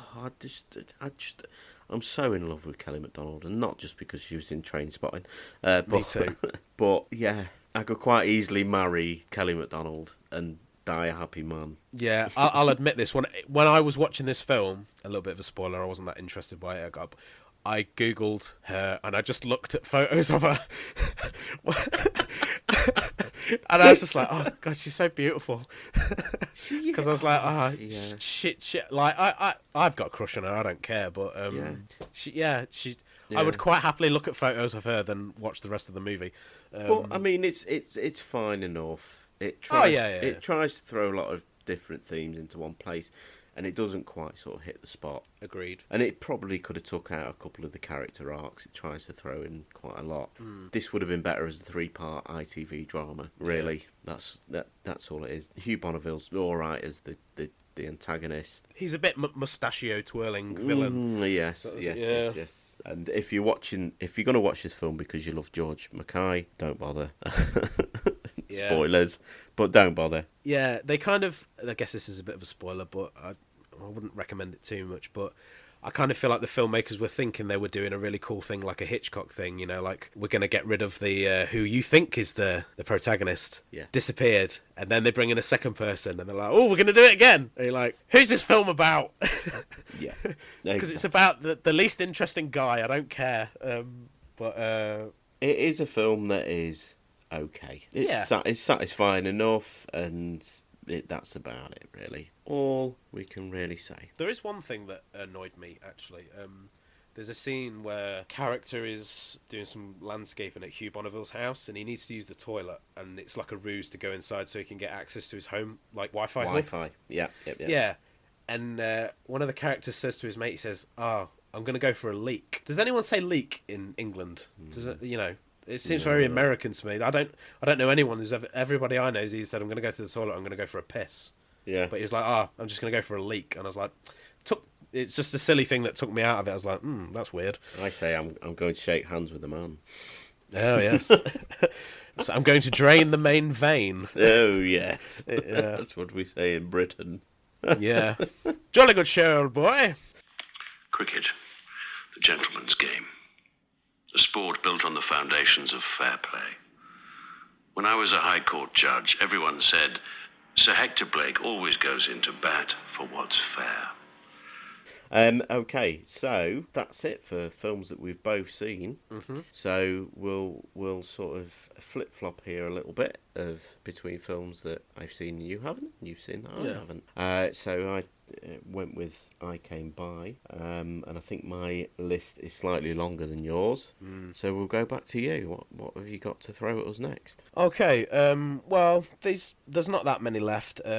Pete's watched a lot more movies than me. I've been very bad. I've not watched a lot. I've mainly been rewatching X-Files because that's a great way to spend my spare time. Oh yeah. But one movie I saw middle of this year, I think it was an Amazon Prime original directed by Ron Howard. Really surprised. We just sort of watched it, didn't really know what to watch, stuck that on, kind of knew what it was about, and was really surprised. Really enjoyed it, and it was fun. And that movie is 13 Lives. 12 boys and their coach are trapped in the flooded caves. We hope they can survive long enough for us to get to them. It's a 5-hour dive. Those are our boys in there. 17 countries. Divers have come from all around the world. We found the boys. 5,000 people. How do you think we're going to get those kids out? One miracle. Got a crazy idea. It's unethical. It's illegal. It's our only chance. United the world. 13 lives. Is this the one about the mine? It is, yeah. It's about the soccer team that got trapped in the mine, the cave. That flooded, and all these boys were stuck in there, and they were trying to figure out how to get them out safely before they all run out of oxygen, sort of thing. So it's based on a true story. I don't know too much about the true story. I think it's kind of close to what happened, but it was just really interesting. It's not a short film, but it didn't feel long either. The characters were really interesting. You've got Colin Farrell and Viggo Mortensen playing British rescue divers, and they go out there to, I think it's Thailand or Indonesia or somewhere like that. Isn't the guy from Line of Duty in it as well? I've not seen Line of Duty. Martin Compson, is it? Do you know what? I don't know. He could be. I don't know. But yeah, it's just about that, really. Ron Howard's kind of like a really good director, as he knows what he's doing, but he doesn't do anything too flashy. This is a simple movie. There's nothing, no crazy shots in it or anything like that, but he does the claustrophobia thing really well, because you're obviously diving in a cave that's flooded, and it's really, you feel it. You feel that. It reminded me of The Descent when they're diving through there, and this one guy gets stuck, and it's like he loses his oxygen, and if he doesn't get it, he's going to die. And it's just really well done, and it was a really good movie. Really enjoyed it. It was tastefully done as well, because obviously a person died, so they were quite. It was done well. Really enjoyed it. Highly recommend it. It was a good movie to watch. So yeah, that was 13 Lives. Okay. Yeah. What do you got, Pete? So I'm going to start going down my list, my remaining films now. Okay. Sort of best to worst, I think, and I'm quite not upset. That's not the right word. It's a shame, really, because you didn't sort of get to watch this film before we started this discussion, because this will top my list. I'll say it now.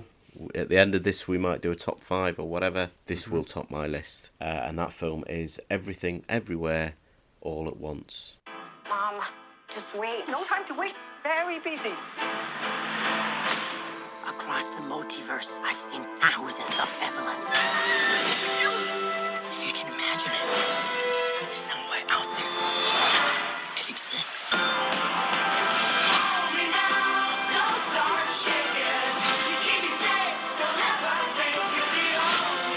The universe is bigger than you realize.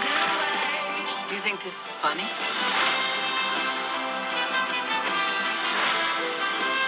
There's no going back.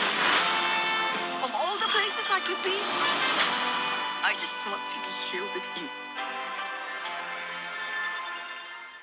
Directed by Daniel Scheinert. I'm maybe saying that completely wrong. This is hands down the best film I've seen in a fucking long time.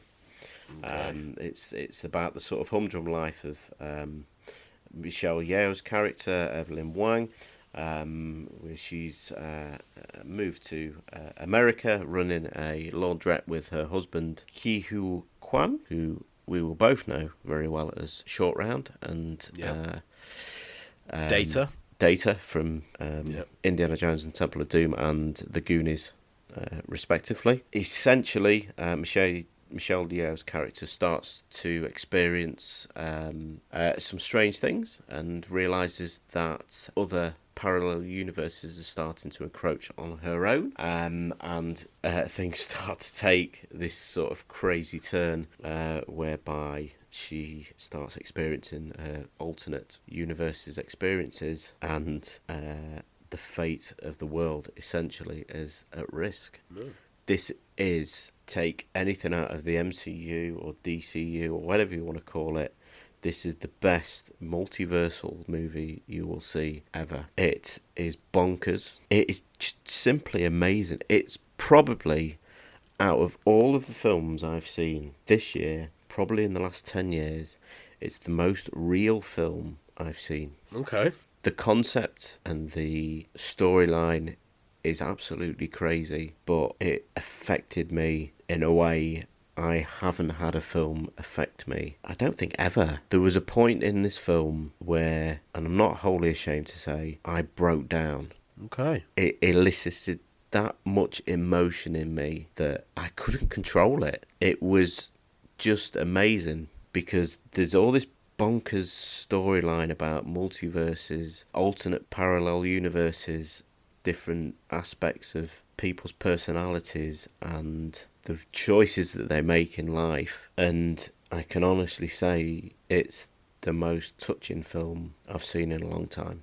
I don't think I've laughed, cried, gasped and just emoted as much at a film as this one. Okay, well, I wasn't expecting that. In my life. And that might just be because there's bits of the film that spoke to me on a personal sort of mental level, or just that it is just that good a film. Michelle Yeoh's performance is fantastic. There's little bit parts. James Wong, who's pretty much a stalwart in anything that comes to James Hong, sorry, not James Wong. James Hong, who was Lo Pan. Mm-hmm. Indeed. Jamie Lee Curtis is sort of peppered throughout this film. Again, absolutely bonkers sort of little nuggets of her in there, and without going too in depth into the storyline and what happens, it was just simply amazing. Okay. Brilliant, absolutely Wow. Brilliant. The only thing that would stop me giving it a 5-star is that there is a little, very short period in the middle of it. You would think, I thought, I looked at the clock. Do you know what I mean? When you look, when you think it lost you for a second. It lost me for a second, but fuck me, I can't even put it into words.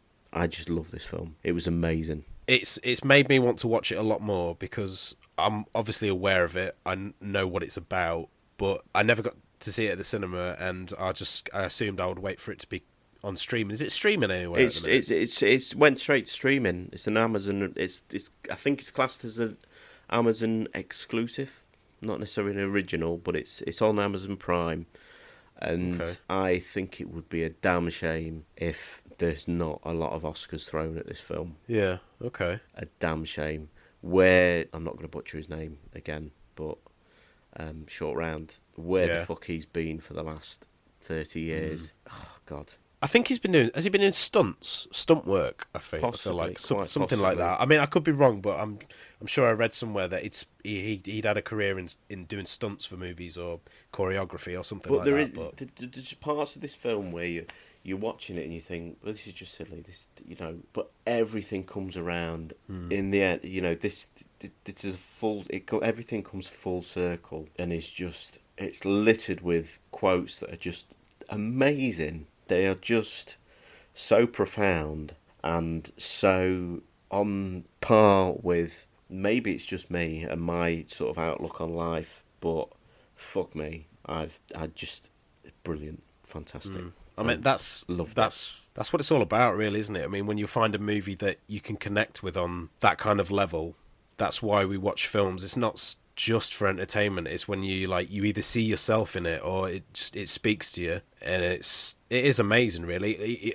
Even a silly movie about all different multiverses and different versions of you could probably be so wholesome and sweet, and have a message that resonates with you. Do you know what I mean? I don't know if it's. I think in the last few years, whether it's having children or whether it's getting closer to 40 or whatever, I've noticed that I've become a lot more emotional watching films and things like that. And I think listening to interviews with other people about watching films and stuff like that, I think you do sort of find that generally, whether that's just down to life experiences or whatever. But it had me in bits.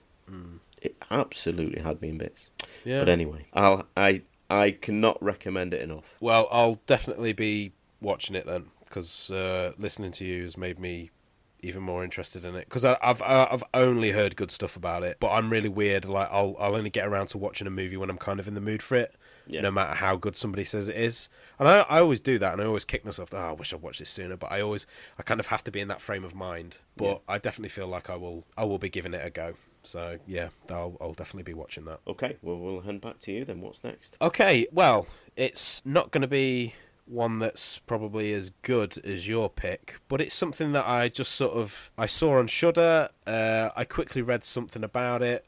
It got kind of positive reviews, and I thought, I've got an hour and a half to kill. I'll watch this. And it's called Deadstream. This is Sean Ruddy coming to you live from Death Manor. For 7 years now, you have watched me face my fears for your entertainment. There is one fear that I haven't yet faced. I will be spending one night alone in a haunted house.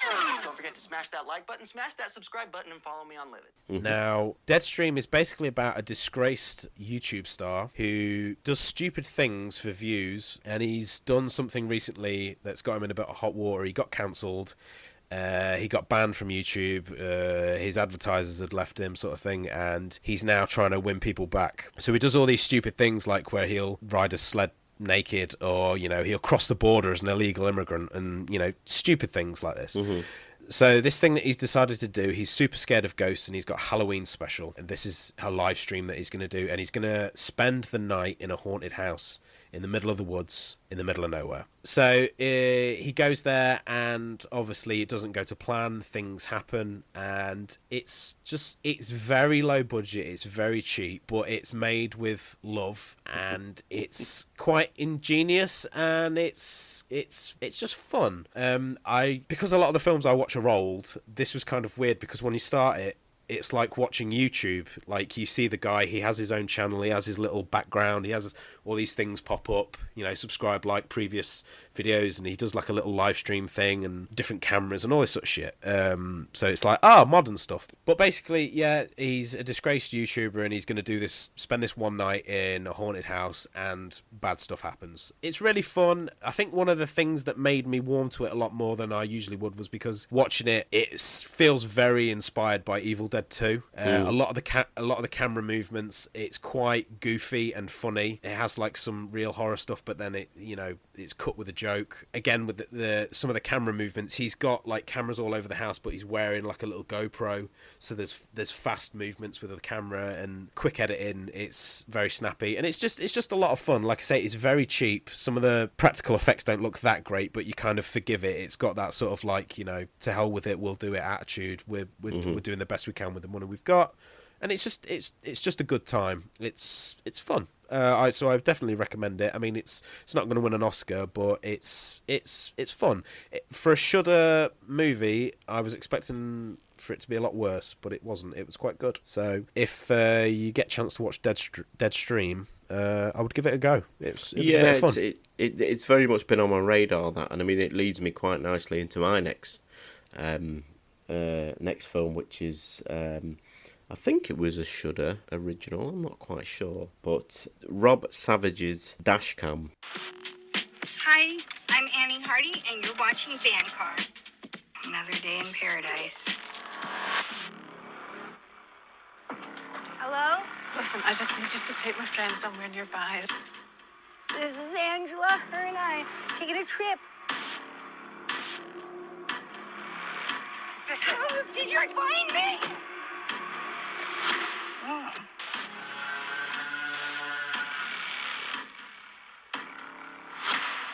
Shit. Okay. Which was his follow-up to the fucking impeccable Host, which I don't know if you've seen. Have you seen that? No, I don't think so. I think you told me about it. It's currently, as at time of recording, or it was. It may have dropped off now, but it was on the BBC iPlayer. If you've not still got your Shudder subscription, I've still got that. But Host is even better. Dashcam is an almost impeccable follow-up. It sounds very similar to Deadstream. It's about an American streamer. She streams songs, and she's a bit of a rapper. She used to be in a band. She used to knock about with this guy called Stretch, who's an English guy. The story's set in the middle of the pandemic. She's a very pro-Trump coronavirus denier kind of character, not a very likeable character, played by Annie Hardy. It essentially sort of plays herself, kind of, or the character's called Annie Hardy anyway. I don't know about her political machinations, and she comes over to England during the pandemic to basically crash with this guy called Stretch, who's played by Amar Chadha Patel, who's currently performing in the new Willow series on Disney Plus, which I would recommend. I've started watching that recently. So he's a Just Eat driver, from what I remember, and she sort of picks up his round after pissing off him and his girlfriend, and picks up this elderly lady, and basically just carnage ensues. After that, it's another film that's the less said about it, the better, but I'm a massive lover of found footage. I think it's one of those rare found footage films that's acted quite realistically, and it's quite the reason for this found footage or the footage being recorded is quite realistic. It's always a good point for found footage where, if you're in a situation where you're watching a found footage film and you sat there thinking, well, why the hell are they still recording?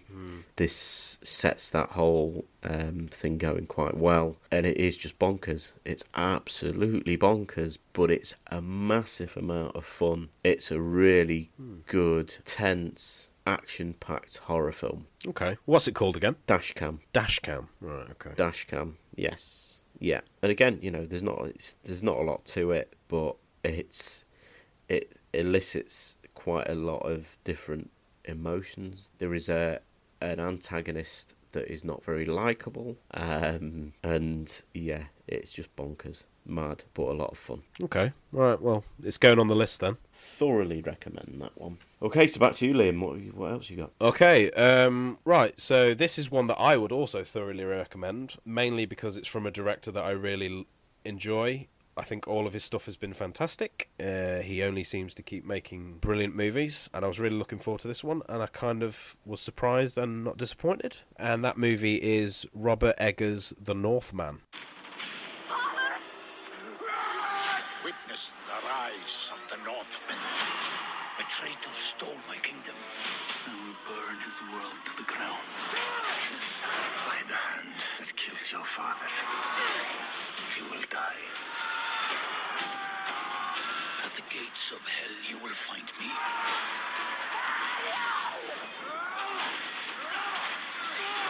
The Northman, the legend begins. Yeah, so The Northman is a Viking epic starring Alexander Skarsgård, and it's based on an old Viking myth story about a guy who kills his brother, kidnaps his wife, and thinks that his son, the son of his brother, has been murdered, but he hasn't. He flees, grows up, has vengeance in his heart, and all he can think about is going back to avenge his father, kill his uncle, and rescue his mother. And that is basically what it is about. This story is about revenge and sacrifice, and evil begets evil. It's, revenge will basically eat away at your heart. It's a brutal movie. It's shot beautifully.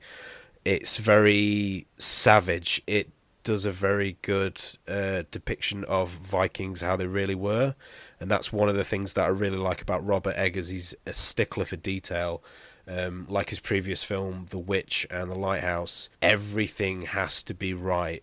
Like, if a costume hasn't got the correct buttons that are right, that fit with that period, that has to be changed. He's very much into the details of everything like that, and that's how it is with this film. Like, the costumes are correct, the way the hair is braided is correct, what the houses look like, the ships look like, how they speak, how they act, everything has been recreated to the best of their abilities for how Vikings really were. And it's just it's not an easy film to watch, because it's just it's quite brutal, and Alexander Skarsgård, all he wants to do is kill his uncle and avenge his father, but it's sort of like involved in this culture of revenge and honor, and he's sacrificing his life, like he's sacrificing himself to be happy with Anna Taylor-Johnson or Anna Taylor-Joy, I can't remember, the girl from The Witch. He has a chance to have a life with her, and he doesn't do that. He chooses vengeance, and it's just a really great film. It's an action movie, but it's at the heart it's a bit of a thriller. It's it's slow, it's dark, it's uncomfortable. It's really well done. It's just a filmmaker who has his voice in the film. Is very Robert Eggers, and I really enjoyed it. It's definitely worth a watch. I don't think enough people watched it because it actually got a theatrical release. I don't think it did that well, but it did quite well on streaming apparently, when it actually came onto streaming, which is good. So not enough people saw it at the cinema. I went, but it's a good movie. The performances are great. Everyone is fantastic in it. I can't remember the dude's name, but the guy who plays his uncle, he's really good. Ethan Hawke plays the father. He's not in it that long, obviously, because he gets murdered, but he's really good. But yeah, our friend William Dafoe is in it, and he has a lot of farts in it, and he plays a very good character. He's not in it much. Do you see his arse? I think you may see his arse. I'm not sure. Oh, okay. I can't really remember. He definitely does some farts. Okay.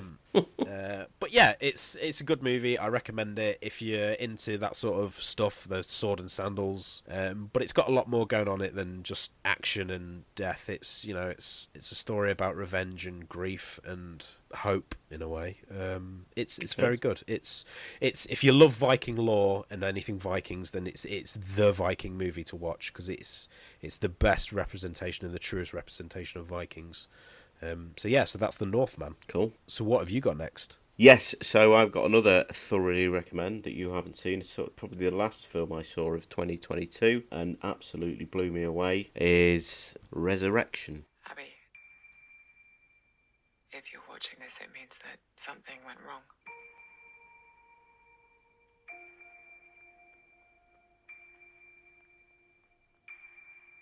I'm sorry, I couldn't tell you. I thought that I could make it all okay. But I was unlucky in what happened.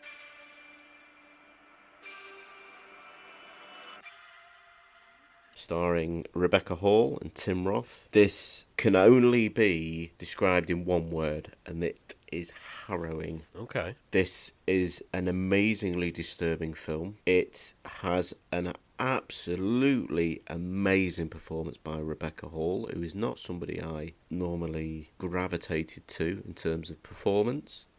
She's a good solid actor, but this is fucking amazing. Her performance in this is pretty epic, to be fair. This is another situation of Barbarian and Men.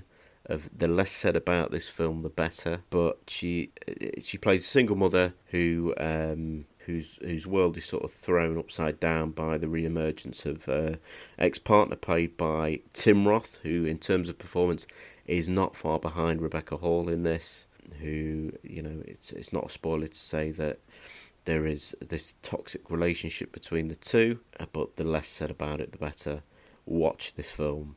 It is harrowing, but at the same time, it is absolutely brilliant. Okay. And it's called Resurrection? Resurrection, yes. It is. It's streaming, but not for free, I don't think. Right, okay. I paid for it. It might be worth renting then. God, yeah. It's, okay. Oh, yes. Okay. Brilliant. Okay. I've not even heard anything about it, so yeah, sounds interesting. Okay, next to you. Yep, okay. So my other recommendation that I've got is, I think, one that a lot of people were looking forward to, maybe if you like Stephen King, and then a lot of people said it was kind of boring that have watched it, that I've talked to. But I kind of found it interesting, and I actually enjoyed it. And that movie is Stephen King's Mr. Harrigan's Phone. You are a far different person now from who you were when we met. Back to school, ring the bell, brand new shoes, walking blues.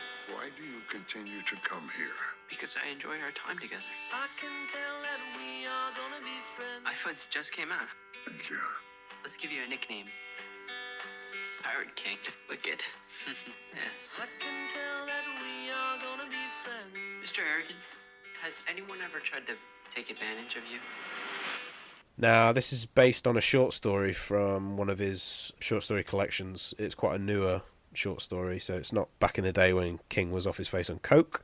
But it's a simple story. This kid befriends an old rich guy that doesn't have many friends because basically he's chosen money, he's pissed people off, he's made a lot of enemies, and he's picked this one kid to read to him a book a week, 2 books a week or something like that from his library, and it just follows him reading these books to this old guy. So you get a bit of a montage of that, build up their relationship together, and they both learn things from each other, and they have this friendship, even though he's a bit of like an old scary guy a little bit, but they have this friendship. And this kid has lost his mum. He's only got a dad, but I think this is set around 2007 2008 when the iPhone came out, and the kid wants to do something nice and he buys Mr. Harrigan a phone.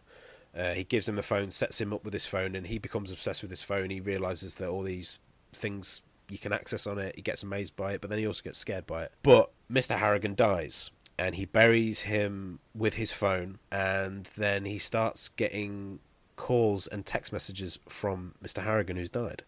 So he gets a bit creeped out by that. But basically, he's having trouble at school. He's getting bullied, and he asks Mr. Harrigan to fix it just as enough, and then the kid turns up dead. It's not really a spoiler, it's in the trailer.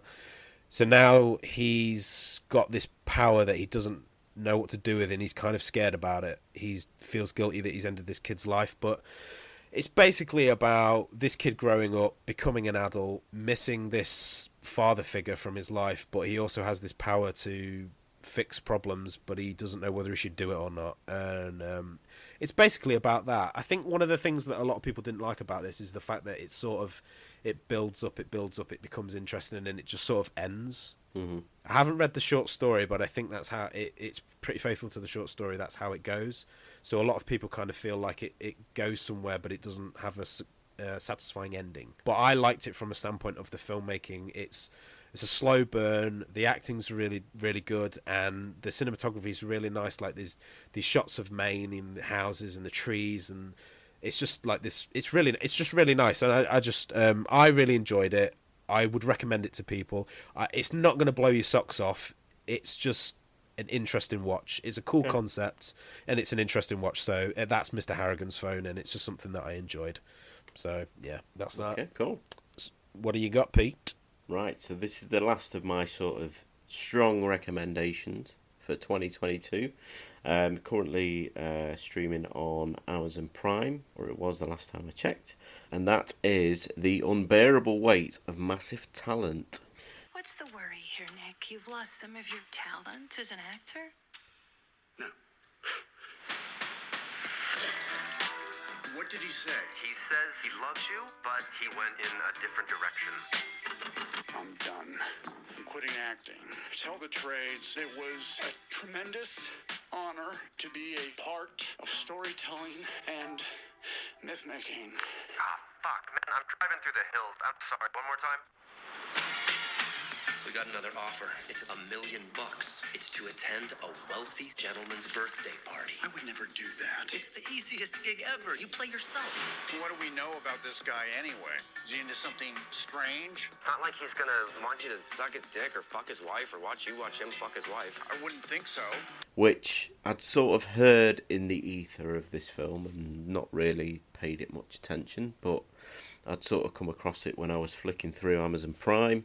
This is basically the story of Nicolas Cage playing himself, or a version of himself, who is sort of roped into this, making an appearance basically at this wealthy man's mansion, and gets drawn into this sort of action movie storyline basically. But I did not expect to love this as much as I did. It needed more of, it's not too much of a spoiler because it appears quite early in the film, but Nicolas Cage is sort of down on his luck. People aren't respecting him as an actor as much as he would like.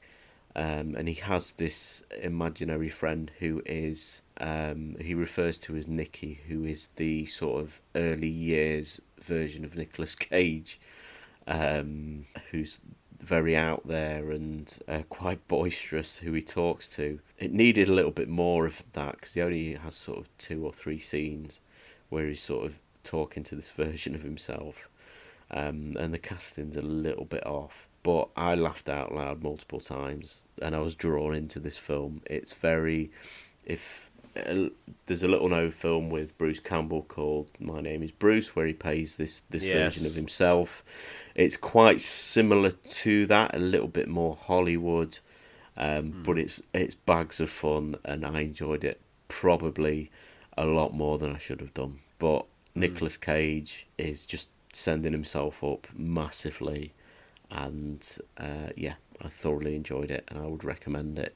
It's probably a little bit too long for what it is, but yeah, it's a lot. tremendous amount of fun. It's one of those that I'd heard of, that and the Everything Everywhere All at Once or whatever. I think them two ones that I'd heard of, just because they've got like long titles and I've only heard good stuff about them. So I do want to watch it, so I will watch it at some point. And we love Nick Cage. Okay, so we're now moving on to maybe sort of decent recommendations, possibly. Or is that it for your list now? That's all the movies I've talked about are ones that I recommend. I've got an honourable mentions of ones that I would recommend, but me personally, I probably wouldn't watch them again. Well, the once was enough for me. Okay. So. Do you want to maybe rattle through your also rans? Yeah. And then I'll do mine, yeah? Yeah, I won't talk about them a great deal. All I've got really is The Adam Project, which is a Netflix movie, Chris Columbus. It just reminded me of a fun 1980s movie, stupid sci-fi film. It's not fantastic, but you know what? For the time it's on, it was fun. It was fine. It was silly. Ryan Reynolds, it was okay. And then I've also got Just Because I Love Spielberg, and it was a great movie about like the filmmaking aspect of it was amazing. I'm not one for musicals, but I was quite surprised that I enjoyed it as much as I did. It was really good, and that was Steven Spielberg's West Side Story. And that's pretty much my honourable mentions. So I've got quite a bit left, so I'll try and rattle through these as quickly as possible. I'll start with some of the sort of reasonably strong recommendations. The first one being Fresh, which is currently streaming on Disney+.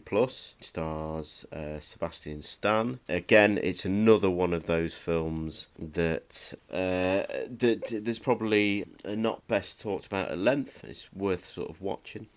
It's a solid little sort of horror thriller. It owes a lot to get out in many ways, but sort of holds its own with a pair of strong performances, as I say, Sebastian Stan and Daisy Edgar-Jones in the two sort of main parts. But it's a little bit predictable, and it falls into a fair few cliches as well, and puts a whole new meaning to eating ass.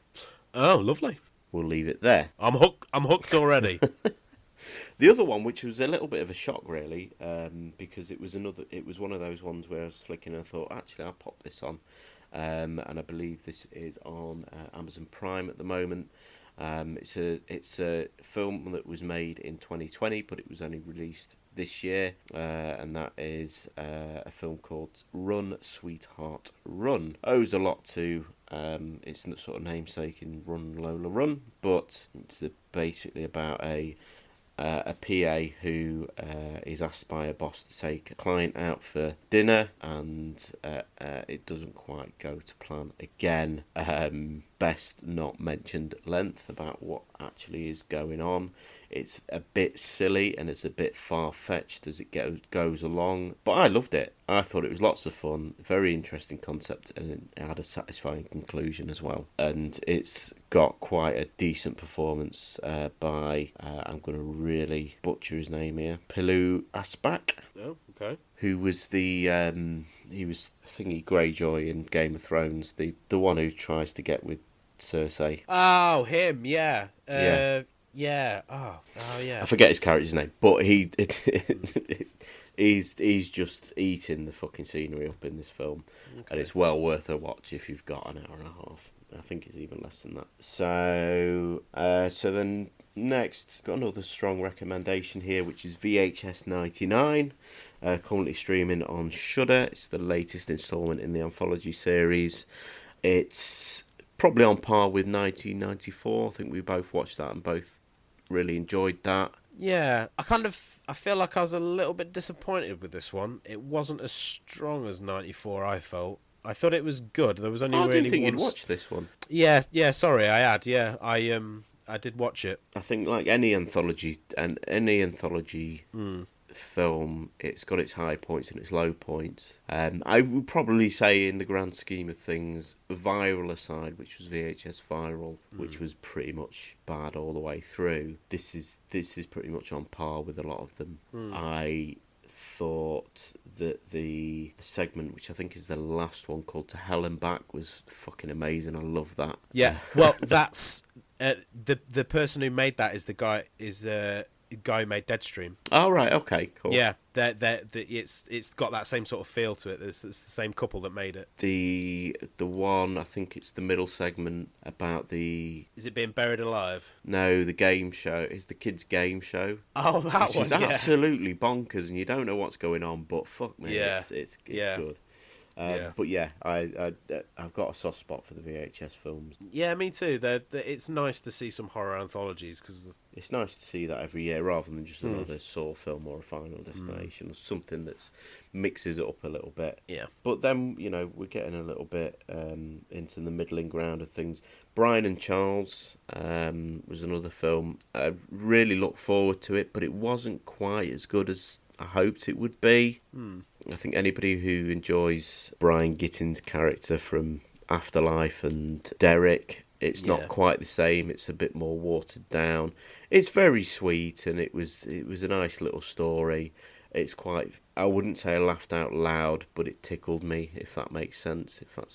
But it was nice for what it was. I don't think it was quite as good as a lot of critics have said, or certainly not as enjoyable. Then quite a big release, really, although over here it just it was quite a vapid sort of release in this country, was the Hellraiser remake.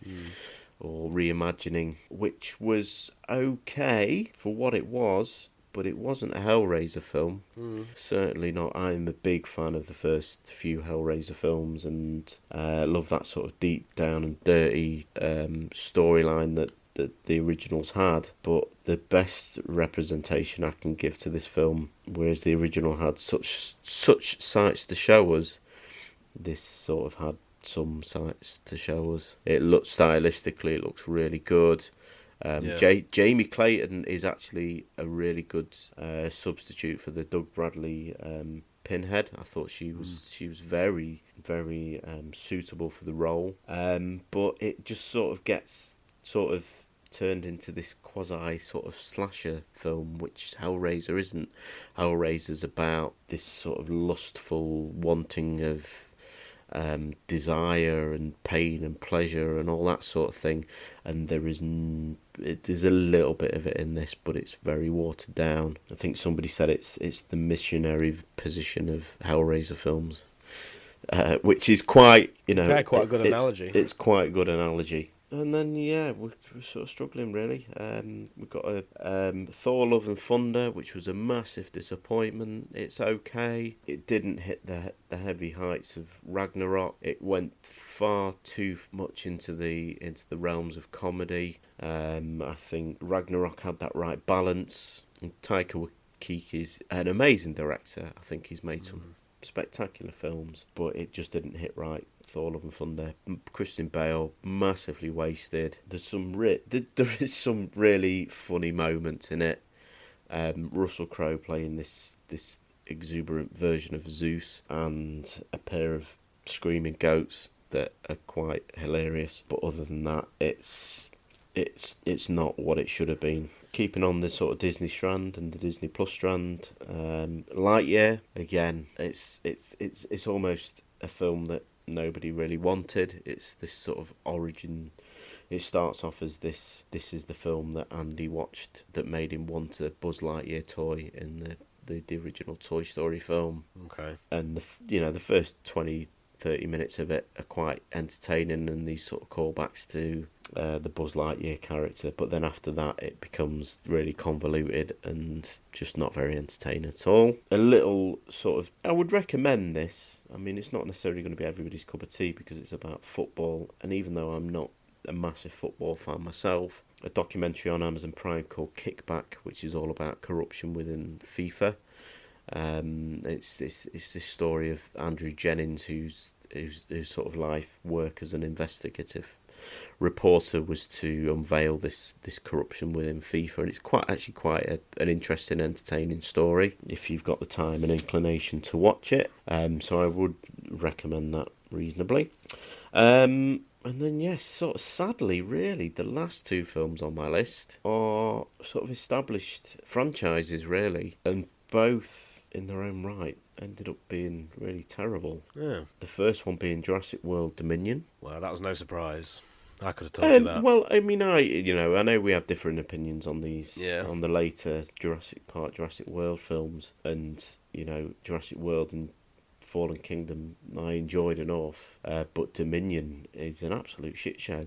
To be fair, Yeah. Going back to the start of this discussion, talking about recalls and legacy characters and all that sort of thing, it's got that in Jurassic World, and for as much excitement as you may have about Alan Grant, Ellie Sattler, and Ian Malcolm coming back into the franchise, their characters are completely just blitzed, and there's nothing of that original chemistry at all. It's visually, it's absolutely stunning. It has an interesting take in the first half of it. And these dinosaurs have been released into the world, and people are learning to live with them. And then by the second half of the film, you're just back into the same old, on an island with dinosaurs eating people, things going wrong, and it's just a massive waste. I just want it to end. And then finally, which is pretty much on... To be fair, I probably enjoyed this slightly more, but it is, again, a film of almost two halves. Halloween Ends, which I don't think you've seen anything past the 2018 Halloween, have you? No, I've not seen Kills or Ends. I'm kind of interested to watch... I would, in terms... Because I hear they do something different, at least. They're trying to do something different. In the vein of the story. The story for both Halloween Kills and Halloween Ends are interesting. They are just not executed very well. Kills brings in a hell of a lot of legacy characters, to harken back to Scream again, and Ends brings in a lot of legacy concepts almost, and it's quite endearing what they're trying to do in Halloween Ends, but by the time you get to the end of Halloween Ends, you're just like, yeah, I want it to end. Yeah. I mean, at least they're trying to do something different. Yeah, I mean, it's cool because there are a lot of callbacks to the original three films almost in the official original Halloween canon, which is quite cool, and you can be a mark for it or you're not. It's a nice concept, Halloween Ends, but they just don't pull it off. I didn't buy it. No, I know a lot about it because I've read and watched a couple of things just out of morbid curiosity, because I wasn't going to go see it because I just lost interest. But then the things I'd read and the things I'd seen kind of thought like, well, okay, I don't buy it. But it's exactly the same. Like I said, for Halloween Kills, the concept is really good. It's a really original concept almost, but it's just not executed well. Well, I mean, David Gordon Green is now going to be making an Exorcist sequel, so we should all be excited about that. Maybe. Okay, so that sort of covers it up. Do you think? Yeah. Do you think you could form a top 5? I think I could do a top 5. Yeah, definitely. I don't know if they're going to be like, one's the best and 5's the worst. I think they're all just movies that I enjoyed the most. So I think I could do a top 5 definitely. Do you want them now? Go on then. Yes. Okay. Well, my top 5 would be The Wonder, The Northman, X, Barbarian, and my total favourite, Licorice Pizza. That would be the top movies that I'd seen this year. And obviously there's a shit ton of movies out there that I haven't got around to see that could be better than these movies, but we don't have enough time. So these are just the movies that I've managed to see. Loved them. So yeah, those are the 5 of my favourite movies of this year. And like I say, Licorice Pizza was my absolute favourite. I love that movie. It was beautiful, and I love it very much. Okay. Well, I think I could go... Certainly the top of my list would be Everything Everywhere All at Once. Yep. I would then go... Probably Nope. Yeah. Then Licorice Pizza. Then probably Resurrection. Okay. And then I'd probably say Dashcam. Okay. Yeah. To be honest, because it was a lot of fun. I enjoyed Dashcam. Well, I think I'm going to look that out because you talked about it. And well, you know me, I love a bit of found footage, and I think when found footage is done well, it's really effective. You definitely like it a lot more than me, but you have shown me some found footage movies that I actually enjoyed.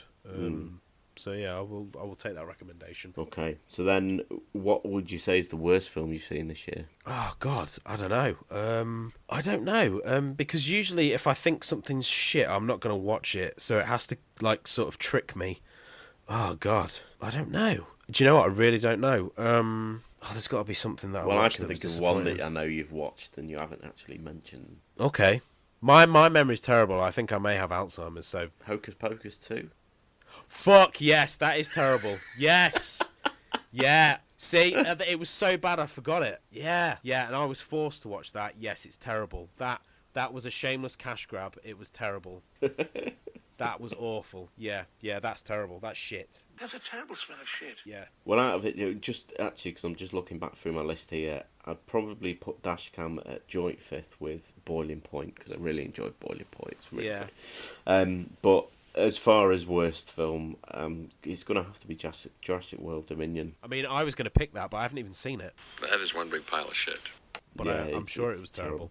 I mean, it would be a toss-up between that Halloween Ends, but Halloween Ends at least tried to do something a little bit different, even if they didn't pull it off, whereas Jurassic World, it starts off with decent intentions, but just becomes a massive cash grab, like your Hocus Pocus 2. I tell you what, the only thing I really appreciate about those new Halloween movies is the fact that John Carpenter had made more music for the scores. So without them, I wouldn't have got that music. So that makes me happy, and he got paid. So good for John Carpenter. Go John Carpenter. Yes. We love you, JC. So I tell you what, I know this has been going on for quite a few hours now, but it's just sort of a laid-back conversation. But I just wanted to ask one thing. Are there any movies that are coming out next year that you're excited for? Yeah, quite a few, I think. Okay. I'm quite, as always, I think I'm looking forward to the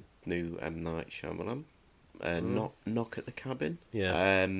It looks quite interesting, but most of his films do in trailers. But he's very up and down, and I think he needs a good up. So it could be there. I'm interested to see what they do with the new Indiana Jones. I know you're not. No, but it could be good. James Mangold's a really good director, so I mean, I don't know, but I'm not that excited. Pearl, definitely heard a lot of good things about that. Renfield, I'm quite interested in seeing, as well as the last voyage of the Demeter. Yeah, I'm looking forward to that. A couple of Dracula-inspired films. The Whale, actually, I'm quite interested in seeing, because I've heard some good things about that. I keep seeing that popping up on YouTube. Like the algorithm wants me to watch it, like stuff about it or whatever. So yeah. I'm even quite excited about Puss in Boots: The Last Wish. Okay. Because I do like a bit of Puss in Boots, and it could be a good one to watch with the kids. Yeah. There's a score, as usual, of MCU films coming out. Ant-Man and the Wasp, Quantumania, Cocaine Bear. Yes.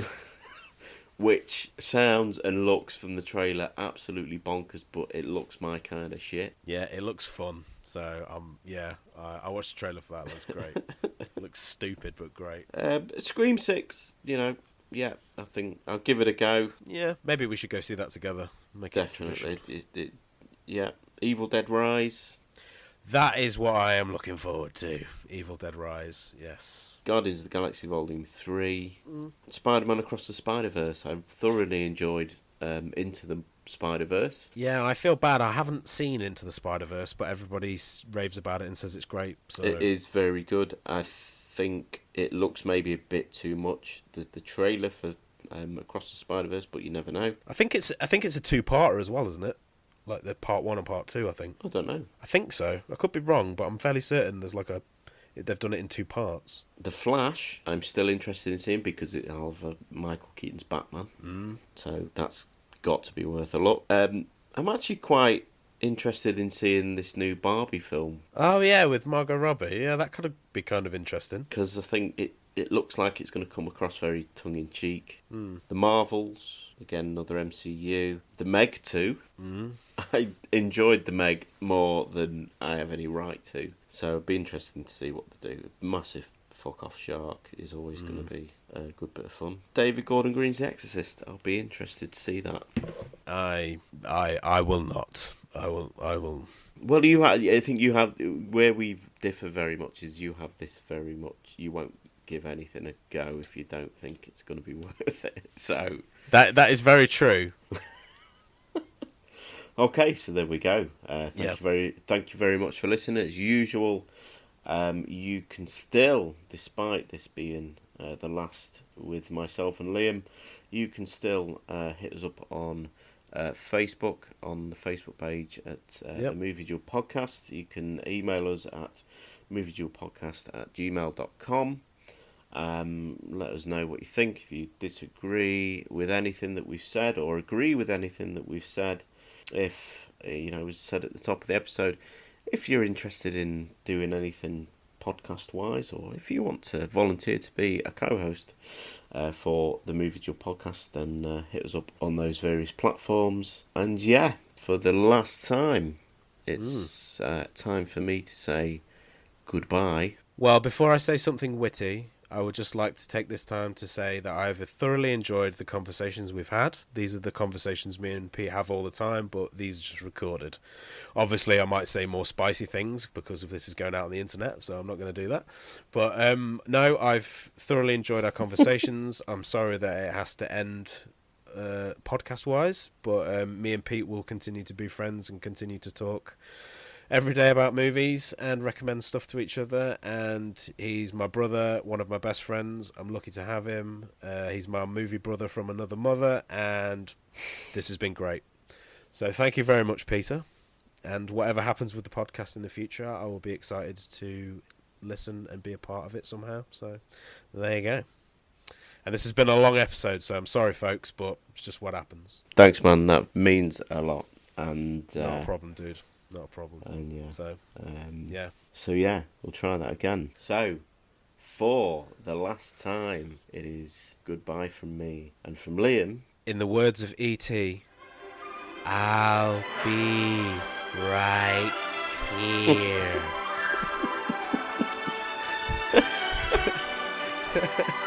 Pee Wee Herman. Yeah. Oh, sorry. That's my best E.T. I could do. Bye, everybody. Bye, everybody. Goodbye. Peace and love.